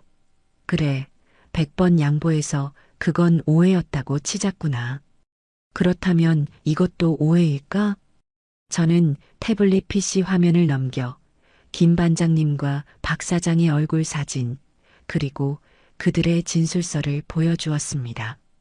이분들은 우리 건물 경비 반장님과 1층 카페 사장님이란다. 이분들이 말하기를 미나 양이 며느리 될 사람이라며 온갖 행패와 갑질을 부렸다고 하더구나. 이것도 미나 양이 예민해서 저지른 실수인 거니? 미나 양은 이제 말문이 막혔는지 입술만 달싹거렸습니다. 아들은 믿을 수 없다는 표정으로 진술서를 읽어내려갔죠. 저는 멈추지 않았습니다. 내가 SNS에 올린 그 착한 모습들도 모두 거짓이라는 걸 나는 안다. 봉사활동이라는 이름으로 아주 치밀하게 내 아들에게 접근했다는 사실도 말이다. 저는 그녀의 위선적인 SNS 게시물들을 화면에 띄웠습니다. 이제 미나 양의 얼굴에서는 핏기가 완전히 가시고 공포와 분노가 뒤섞인 기묘한 표정이 떠올랐습니다. 어머님, 저를 이렇게까지 뒷조사하신 거예요? 이건 너무 심하시잖아요. 그녀는 이제 연기를 포기하고 제게 대들기 시작했습니다. 바로 그때였습니다. 저는 기다렸다는 듯이 흥신소에서 받은 보고서를 테이블 위에 던지듯 올려놓았습니다. 뒷조사? 그래 했다. 내 아들을 지키기 위해서라면 나는 이것보다 더한 짓도 할 수 있어. 어디 한번 읽어보거라. 내가 어떤 인생을 살아왔는지, 내 통장 잔고가 얼마고 빚이 얼마인지, 그리고 내가 과거에 어떤 남자들을 만나 무슨 짓을 했는지, 여기 아주 상세하게 적혀 있단다. 보고서를 집어든 아들의 손이 부들부들 떨리고 있었습니다. 페이지를 넘길수록 아들의 얼굴은 절망으로 물들어갔습니다. 미나 양은 이제 완전히 이성을 잃고 소리치기 시작했어요. 거짓말이야. 다 거짓말이야. 저 늙은이가 날 모함하는 거야. 정택 씨, 나 믿지? 저거 다 사실 아니야. 하지만 그녀의 발악은 거기까지였습니다. 저는 마지막 비장의 무기를 꺼내 들었습니다. 태블릿 PC에 이어폰을 연결하고 그 끝을 아들에게 건넸습니다. 정태가, 이걸 들으면 무엇이 진실인지 알게 될 거다. 아들은 망설이다가 이내 결심한 듯 이어폰을 귀에 꽂았습니다. 방 안에는 잠시 침묵이 흘렀습니다. 그리고 곧이어 아들의 얼굴이 경악과 배신감, 그리고 참을 수 없는 분노로 일그러지는 것을 저는 똑똑히 보았습니다. 이어폰 너머로 김미나 양의 천박하고 탐욕스러운 목소리가 아들의 고막을 찢어놓고 있었을 겁니다. 오정택 그놈은 완전히 나한테 넘어왔어. 아주 순진에 빠져가지고 결혼만 하면 저 강남 건물은 시간 문제야. 아들은 말없이 이어폰을 빼서 테이블 위에 내려놓았습니다. 그리고는 싸늘하게 식어버린 눈으로 김미나 양을 바라보았습니다. 그 눈빛에는 더 이상 사랑이라는 감정은 단 한 톨도 남아있지 않았습니다. 오직 차가운 경멸과 깊은 환멸만이 가득할 뿐이었죠. 심판의 시간은 그렇게 막을 올리고 있었습니다. 정적이 흘렀습니다. 세상의 모든 소음이 한순간에 증발해버린 듯 방 안에는 숨막히는 침묵만이 감돌았습니다. 방금 전까지 음식의 온기와 사람들의 웃음소리로 채워져 있던 최고급 한정식 집의 별실은 이제 싸늘하게 식어가는 음식과 세 사람의 거친 숨소리만이 존재하는 고요한 전쟁터가 되어버렸죠. 테이블 위에는 값비싼 음식들이 대부분 그대로 남아 윤기를 잃어가고 있었고 녹그릇에 담긴 수정과 속 얼음이 쨍하고 날카롭게 갈라지는 소리가 모두의 고막을 아프게 후벼 팔 만큼 모든 것이 정지해 있었습니다. 제 아들 정태기는 귀에서 이어폰을 빼낸 채 마치 이 세상 사람이 아닌 것처럼 넋이 나간 얼굴로 허공의 한 점을 응시하고 있었습니다. 그 잘생긴 얼굴 위로는 방금 전까지 김미나를 향해 꿀처럼 뚝뚝 떨어지던 사랑과 흔들림 없는 신뢰 대신 지독한 배신감과 깊이를 알 수 없는 환멸, 그리고 자신의 어리석음에 대한 참을 수 없는 분노가 뒤엉켜 있었습니다. 그의 세상이 무너져 내리는 소리가 제 귀에는 천둥처럼 들려왔어요. 그 지옥 같은 침묵을 먼저 깬 것은 아이러니하게도 이 모든 비극의 원흉인 김미나였습니다. 그녀는 마지막 남은 썩은 동아줄이라도 잡으려는 듯 자리에서 벌떡 일어나 아들에게로 비틀거리며 다가가 그 앞에 털썩 무릎을 꿇었습니다. 방금 전까지 저를 잡아먹을 듯이 쏘아보며 악을 쓰던 그 기세는 온데간데 없고 세상에서 가장 가련하고 억울한 비련의 여주인공 모습으로 완벽하게 돌변해 있었죠. 정택 씨, 아니야. 이거 진짜 아니야, 오빠. 저거 다 오해야. 내가 그냥 친구랑 장난삼아 한 얘기야. 그래, 우리가 요즘 돈 때문에 좀 힘들었잖아. 그래서 그냥 허풍 떨면서 나중에 부자 되면 이렇게 살자고 그냥 장난친 거라고. 정택 씨는 내 진심 알잖아. 응? 내가 다른 건 몰라도 오빠 사랑하는 내 마음 하나는 진짜인 거 알잖아. 우리 제주도 갔을 때 기억 안 나? 밤새 바다 보면서 우리 미래를 약속했잖아. 그것도 다 거짓말 같아? 저건 다 저 늙은아니 어머님이 처음부터 날 마음에 안 들어 하셔서 우리 사이를 갈라놓으려고 꾸며낸 무서운 함정이야. 제발 내 말 좀 믿어줘. 내가 다 잘못했어. 내가 잠시 돈에 눈이 멀어서 미쳤었나 봐. 다신 안 그럴게. 오빠가 하라는 대로 다 할게. 응? 정택 씨, 제발 나 버리지 마. 나 오빠 없으면 못 살아. 정말이야. 그녀는 아들의 바짓가랑이를 붙잡고 애원하며 서러운 눈물을 비오듯 쏟아냈습니다. 그 눈물은 너무나도 절박하고 뜨거워 보여서 자칫 마음 약한 사람이 봤다면 저렇게까지 우는 걸 보니 정말 무슨 오해가 있나 보다 하고 속아 넘어갈 수도 있을 법한 그야말로 혼신의 힘을 다한 명연기였습니다. 하지만 그녀의 그 눈물 섞인 연기는 이미 차갑게 식어버린 제 아들의 마음에 그 어떤 파문도 일으키지 못했습니다. 아들은 그녀의 손을 뿌리치는 대신 아주 천천히 그리고 온몸에 힘을 다해 힘겹게 고개를 들어 그녀를 내려다보았습니다. 그 눈빛은 제가 평생 아들의 얼굴에서 단 한 번도 본 적 없는 모든 감정이 완벽하게 소멸해버린 잿빛 눈동자였습니다. 사랑도 분노도 슬픔도 아닌 그저 텅 비어버린 공허한 눈.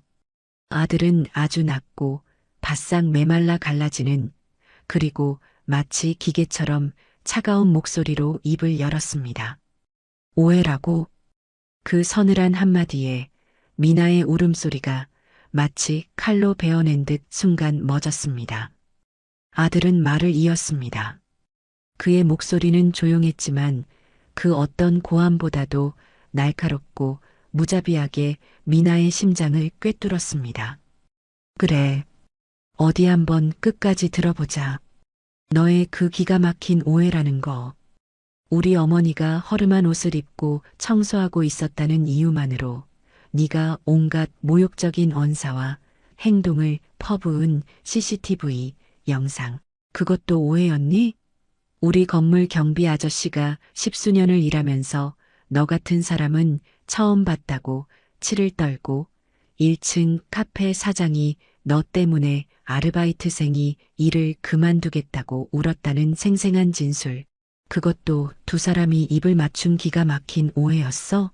네가 SNS에 올린 그 천사 같은 사진들 뒤에 숨어서 봉사활동을 핑계로 처음부터 나한테 의도적으로 아주 계획적으로 접근했던 거. 그것도 순수한 마음에서 비롯된 오해였구나. 네가 여기저기서 사채까지 끌어다 쓰면서 명품으로 온몸을 치장하고 그 빚을 갚기 위해 내 재산을 우리 어머니의 피와 땀이 서린 저 건물을 공동 명의로 돌리려고 했던 것도 다 나를 위한 깊은 뜻이 담긴 아름다운 오해였겠지. 아들은 한마디 한마디 내뱉을 때마다 마치 날카로운 유리 조각을 씹어 삼키는 듯 고통스러운 표정을 지었어요. 그는 마지막으로 테이블 위에 놓인 태블릿 PC를 턱짓으로 가리켰습니다. 그 안에는 아직도 그녀의 추악한 목소리가 담겨 있었죠. 그리고 방금 내가 내 두 귀로 똑똑히 들은 저 녹음 파일. 오정택 그놈은 순진에 빠져서 내가 하는 말은 콩으로 매주를 쓴다고 해도 믿을 놈이다. 결혼만 하면 저 강남 건물은 시간 문제다. 이것도 그냥 친구랑 가볍게 나눈 아무 의미 없는 농담이고 사소한 오해였니?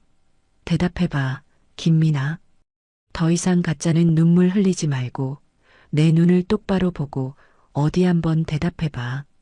아들의 마지막 말에 김미나의 얼굴에서 모든 표정이 사라졌습니다. 그녀는 더 이상 울지도 변명하지도 애원하지도 않았어요. 잠시 동안 아들의 얼굴을 멍하니 쳐다보던 그녀의 입가에 갑자기 기괴하고 섬뜩하게 뒤틀린 미소가 번지기 시작했습니다. 그것은 이 세상의 것이라고는 믿기 힘든 분노와 경멸과 자기 파괴적인 광기가 뒤섞인 악마와도 같은 미소였습니다. 그녀는 무릎에 묻은 먼지를 손으로 툭툭 털며 천천히 자리에서 일어났습니다. 그리고는 언제 울었냐는 듯이 눈물을 손등으로 쓱 닦아내고는 완전히 다른 사람의 목소리로, 제가 처음 로비에서 들었던 그 차갑고 날카로운 목소리로 말하기 시작했어요. 그래, 이 자식아. 다 봤냐? 다 들어서 속이 시원해? 그럼 이제 됐네. 제가 순화시켜서 그렇지, 그녀의 입에서 나온 첫마디는 믿을 수 없을 만큼 추악하고 천박했습니다. 아들은 물론 이 모든 것을 예상했던 저조차도 순간 할 말을 잃고 그녀를 쳐다보았습니다. 가면이 완벽하게 벗겨진 그녀의 진짜 얼굴은 제가 상상했던 것 이상으로 끔찍하고 추악하며 무자비했습니다. 그래, 다 내가 했다. 어쩔래? 니놈 집안 재산 보고 접근한 거 맞아. 그게 뭐 그렇게 큰 죄야? 요즘 세상에 돈 안 보고 조건 안 보고 결혼하는 병신 같은 년도 있냐? 너처럼 잘난 거 하나 없이 나이 40 넘도록 그저 엄마가 벌어다 주는 돈으로 비싼 옷이나 사 입고 다니는 한심한 마마보이를 내가 돈 아니면 도대체 뭘 보고 만나주냐? 내 얼굴? 아니면 네 그 숨막히는 성격? 착각하지 마. 이 멍청하고 순진에 빠진 놈아. 난 너를 단 한순간도 사랑한 적 없어. 단 한 번도. 그녀는 손가락질을 하며 아들을 모욕했습니다.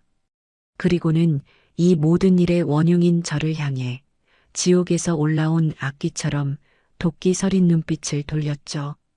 그리고 너, 이 징글징글한 늙은 여우. 처음부터 다 알고 있었지? 불쌍한 척, 착한 척 하면서 뒤로는 사람 뒷조사나 하고 다니는 음흉한 스토커 같은 거 아니야. 그래, 너 잘났다.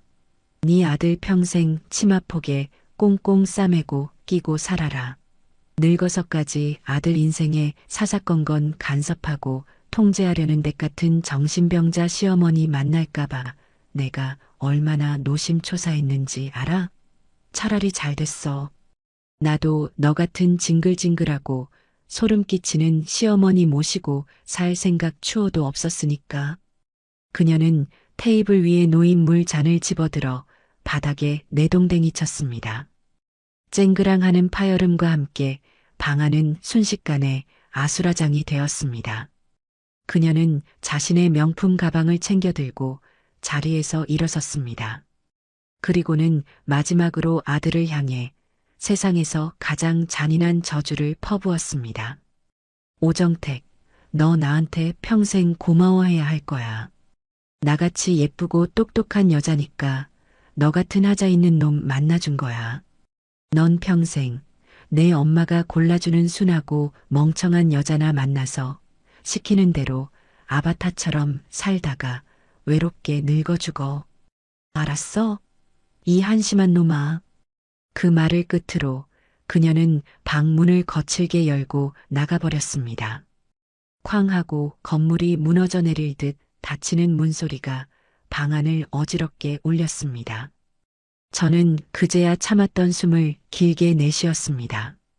아들은 마치 영혼이 빠져나간 사람처럼 미나가 사라진 문 쪽을 멍하니 바라보고 있었습니다. 그의 두 눈에서 후회와 고통과 상실감이 뒤섞인 뜨거운 눈물방울이 뚝뚝 테이블 위로 하염없이 떨어져 내렸습니다. 아들의 세상이 무너져 내리는 소리가 제 귀에는 너무나도 선명하게 그리고 아프게 들려왔습니다. 저는 아무 말 없이 자리에서 일어나 아이처럼 어깨를 들썩이며 무너져 내리는 아들의 등을 조용히 그리고 아주 힘껏 감싸 안았습니다. 이제 길고 아픈 상처를 보듬고 새로운 살이 돋아나게 해야 할 시간만이 우리 앞에 남아 있었습니다. 그날 밤 최고급 한정식집에서 집으로 돌아오는 차 안은 마치 깊은 심해처럼 숨막히는 침묵으로 가득했습니다. 아들은 굳게 닫힌 입술로 운전대를 잡은 채 시선을 전방에 고정한 채 단 한마디도 하지 않았어요. 간간히 신호에 걸려 멈출 때마다 길가에 화려한 네온사인 불빛이 아들의 창백한 얼굴 위로 스쳐 지나갔습니다. 저는 그 옆 얼굴에서 깊은 상실감과 함께 자신의 어리석음에 대한 지독한 자책감을 읽을 수 있었죠. 몇 번이고 갓길에 차를 세우고 싶어 하는 듯 그의 어깨가 가늘게 들썩였지만 아들은 끝까지 자신의 감정을 억누르며 묵묵히 운전을 계속했습니다. 저 역시 아무 말도 하지 않았습니다. 지금 아들에게 필요한 것은 값싼 동정이나 섣부른 위로가 아니라 자신의 무너져 내린 세상을 오롯이 감당해낼 혼자만의 시간이라는 것을 누구보다 잘 알고 있었기 때문이었죠.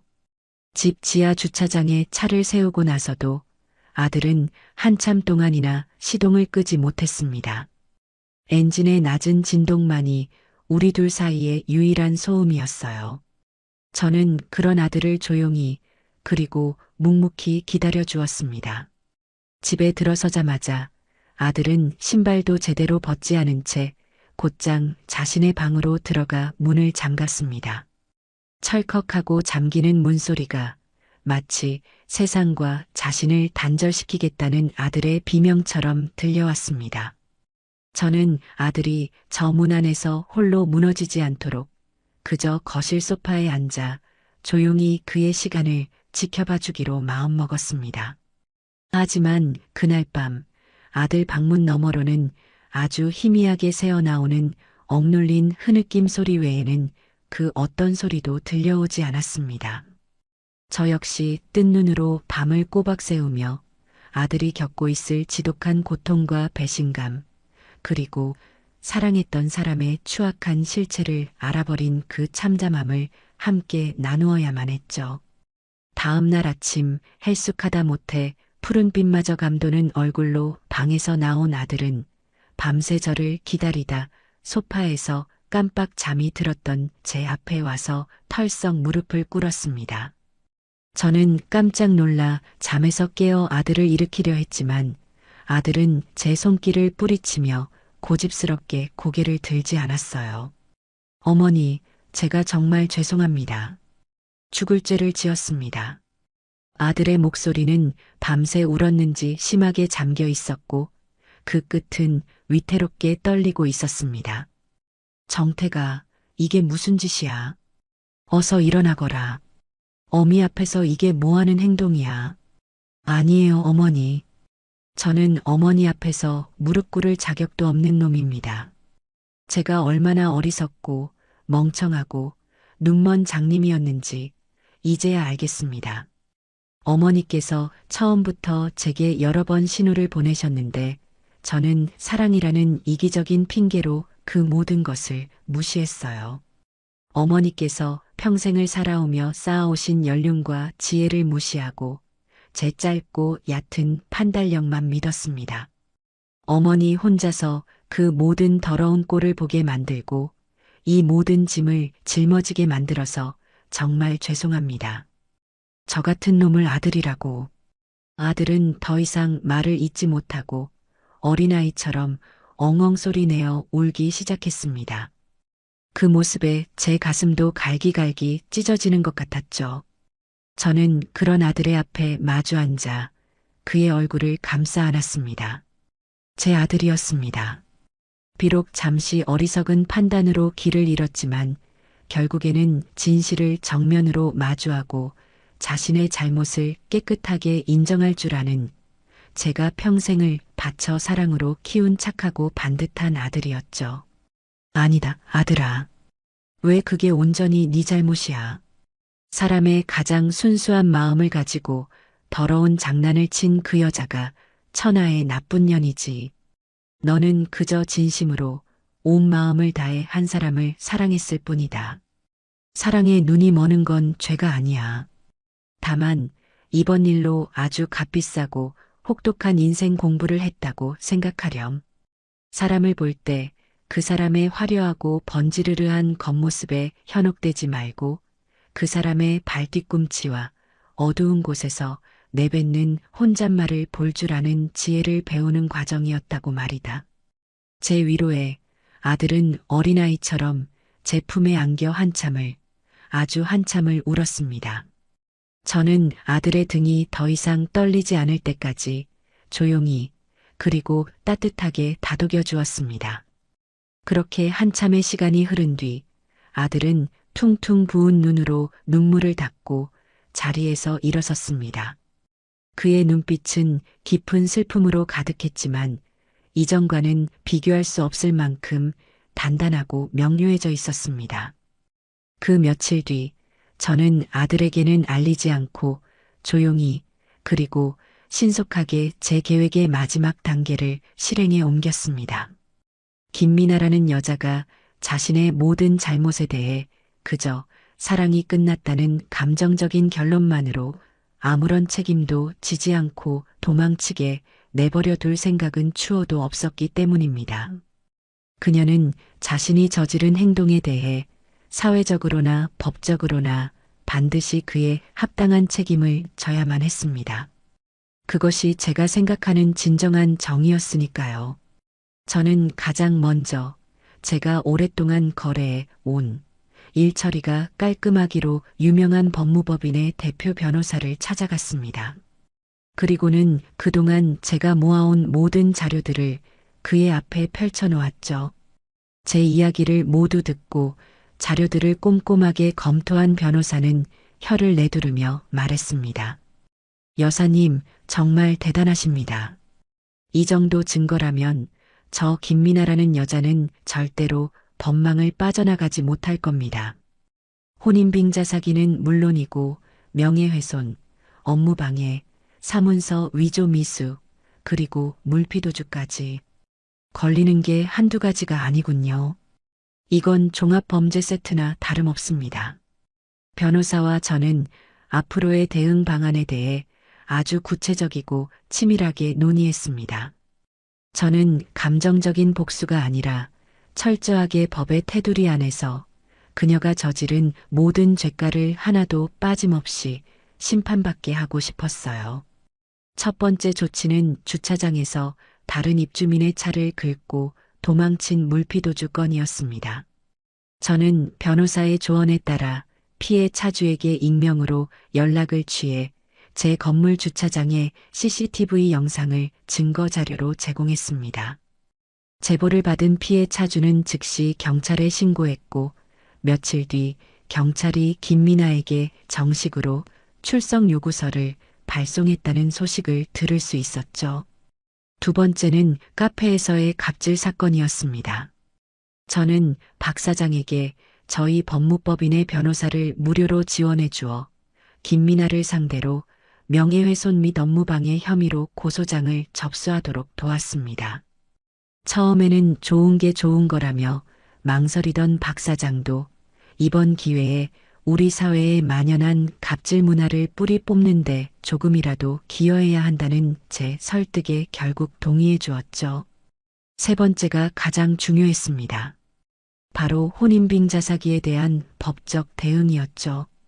변호사는 김미나가 처음부터 의도적으로 재산을 노리고 제 아들에게 접근했다는 증거가 차고 넘치기 때문에 민사소송을 통해 그동안 아들에게서 받아낸 모든 금전적 이득과 고가의 선물들을 전부 환수하고 추가적으로 막대한 금액의 정신적 피해 보상까지 청구할 수 있다고 했습니다. 저희는 곧바로 그녀의 모든 재산을 동결시키는 가압류 신청과 함께 소장을 준비하기 시작했습니다. 이 모든 일이 일사천리로 진행되는 동안 김미나의 삶은 걷잡을 수 없이 무너져 내리기 시작했습니다. 결혼이라는 유일한 믿는 구석이 사라지자 그녀의 숨통을 조여오던 사채업자들이 본격적으로 움직이기 시작했죠. 그들은 밤낮을 가리지 않고 그녀의 집과 직장까지 찾아가 돈을 갚으라며 소란을 피웠고 결국 그녀는 이미지 실추를 우려한 회사로부터 권고 사직을 당하고 말았습니다. 심지어 일부 무식한 사채업자들은 제 아들의 회사까지 찾아오는 소동을 벌이기도 했어요. 하지만 저는 이미 변호사를 통해 각 채권업체의 김미나와 오정택은 완벽하게 파혼한 사이이며 이후 발생하는 김미나의 채무 문제에 대해서는 우리 측이 책임질 의무가 전혀 없다. 한 번 더 회사로 찾아와 업무를 방해할 경우 즉시 형사 고소하겠다는 서슬 퍼런 내용 증명을 발송한 상태였습니다. 엎친 데 덮친 격으로 이 모든 끔찍한 사건은 그녀가 그토록 과시하고 싶어 했던 사교 모임과 옛 친구들 사이에 순식간에 퍼져나갔습니다. 그녀의 추악한 과거와 처참한 현재의 몰락은 사람들의 좋은 가십거리가 되었죠. 화려한 삶을 과시하며 주변 사람들을 은근히 무시했던 그녀의 곁에는 이제 손을 내밀어주는 사람은커녕 연락을 받아주는 사람조차 아무도 남아있지 않았습니다. 그녀가 그토록 쌓아 올리고 싶어 했던 거짓과 허영의 성은 그렇게 한 줌의 먼지가 되어 허무하게 가리고 완벽하게 사라져버렸습니다. 얼마 뒤 법원으로부터 김미나에 대한 소송이 정식으로 접수되었고 가압류 신청이 받아들여졌다는 통지서가 등기우편으로 날아왔습니다. 저는 그 차가운 종이 한 장을 들고 남편의 영정사진 앞에 섰습니다. 여보, 이제 정말 다 끝났어요. 우리 아들, 이제 다시 웃을 수 있을 겁니다. 하늘에서 편히 쉬세요. 저는 통지서를 조용히 내려놓았습니다. 이것은 결코 복수가 아니었습니다. 그저 모든 것을 제자리로 되돌려 놓는 비뚤어진 정의를 바로 세우는 과정이었을 뿐입니다. 김미나는 이제 차가운 법의 심판대 위에서 자신의 끝없는 탐욕이 어떤 비참한 결과를 낳았는지 뼈저리게 그리고 아주 오랫동안 느끼게 될 겁니다. 그것이 그녀가 받아야 할 지극히 당연하고도 마땅한 인과응보였습니다. 모든 지독했던 폭풍이 지나가고 계절이 두어 번 바뀌었습니다. 뜨거웠던 여름이 가고 서늘한 가을이 왔다가 앙상한 가지만 남은 겨울이 지나고 마침내 파릇파릇한 새싹이 돋아나는 따스한 봄이 찾아왔습니다. 시간은 참으로 정직하고 성실한 의사였습니다. 그 시간 속에서 저희 집에도 조금씩 아주 천천히 평화와 안정이 찾아오기 시작했습니다. 김미나라는 이름은 이제 저희 모자 사이에서 더 이상 금기어가 아니었습니다. 아들은 그 지독했던 상처와 배신감을 외면하거나 억지로 잊으려 애쓰지 않았습니다. 오히려 그 상처를 자신의 일부로 받아들이고 정면으로 마주하며 스스로를 단단하게 다져나가고 있었죠. 아들은 눈에 띄게 변했습니다. 이전보다 말수는 줄었지만 훨씬 더 깊고 신중하며 속이 꽉 찬 어른이 되었어요. 주말이면 낚시나 등산을 가겠다며 저를 억지로 끌고 나섰고 저녁이면 거실에 저와 마주 앉아 일부러 제가 좋아하는 옛날 드라마를 보며 함께 웃고 울어주었습니다. 잃어버렸던 아들과의 소중한 시간이 이전보다 훨씬 더 단단하고 애틋한 모습으로 우리에게 되돌아온 것이었죠. 가끔 아들은 씁쓸한 미소를 지으며 말하곤 했습니다. 제가 그때 어머니 말씀을 들었더라면 이런 아픔은 겪지 않았을 텐데요.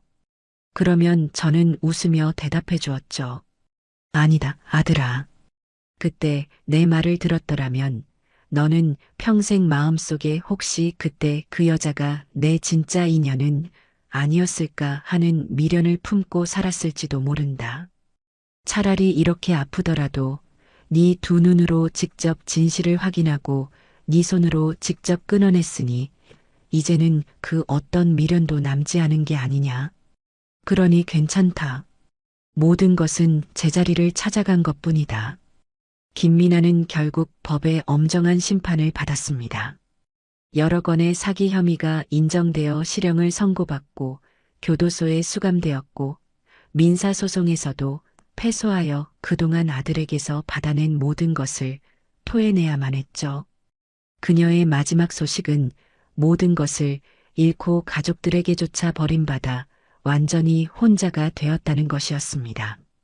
저는 더 이상 그녀의 소식에 귀 기울이지 않았습니다. 그녀는 이제 제 인생에서, 그리고 우리 아들의 인생에서 완벽하게, 그리고 영원히 지워진 존재였으니까요. 저는 다시 평화로운 일상으로 완벽하게 돌아왔습니다.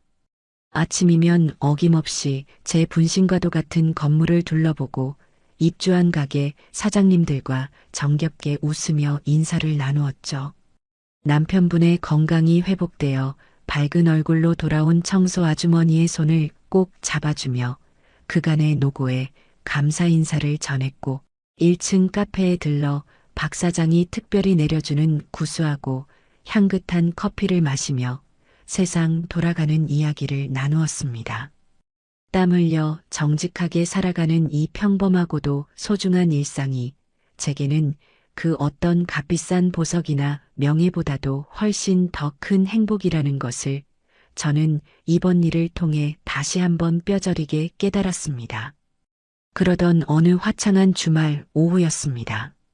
아들이 오랜만에 말끔하게 차려입고 외출 준비를 하며 제게 쭈뼛거리며 말했어요. 어머니, 저 오늘 저녁은 밖에서 먹고 조금 늦게 들어와도 괜찮을까요? 그럼 당연하지. 괜찮고 말고. 누구 만나니? 혹시 여자친구라도 생겼어? 제 짓궂은 농담에 아들의 얼굴이 살짝 붉어졌습니다. 아니에요. 여자친구는요. 그냥 회사 동료들이랑요. 얼마 전에 저희 팀에 새로 들어온 신입사원이 있는데 애가 좀 어리숙하긴 해도 참 착하고 성실하더라고요.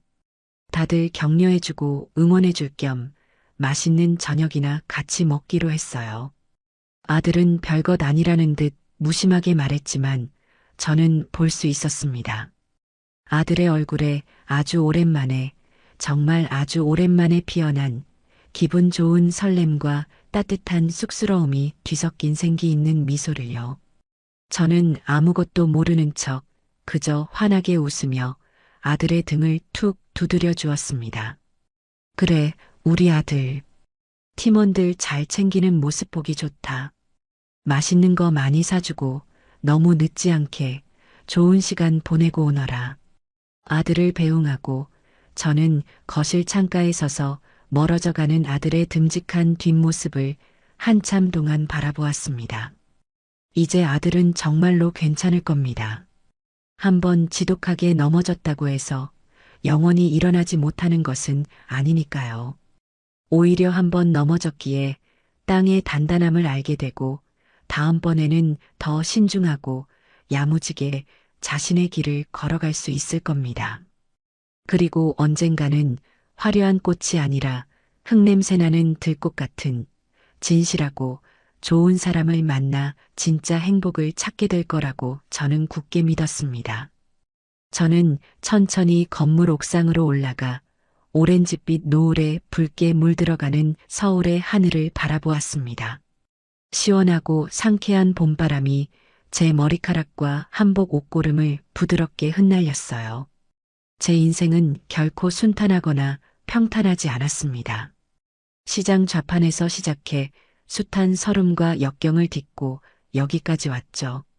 하지만 저는 단 한 번도 제 삶을 원망하거나 포기한 적이 없었습니다. 제게는 목숨보다 소중한 아들이 있었고 제 땀과 눈물로 일군 이 소중한 삶의 터전이 있었기 때문이죠. 재산보다 더 중요한 것은 사람의 됨됨이와 진실한 마음이라는 제 오랜 신념은 이번 일을 통해 더욱더 단단하고 명확해졌습니다. 저는 앞으로도 제 아들을 위해서 그리고 제 자신을 위해서 언제든 허름한 몸빼 바지를 입고 묵묵히 대걸레를 잡을 준비가 되어 있습니다. 그것이 바로 저 강복자가 살아가는 방식이고 살아있음을 느끼는 이유이니까요. 저물어가는 아름다운 노을을 등지고 선 제 얼굴에 아주 오랜만에 더없이 편안하고 깊은 미소가 평화롭게 피어올랐습니다. 올랐습니다. 올랐습니다. 올랐습니다. 올랐습니다. 올랐습니다. 몰랐습니다. 몰랐습니다.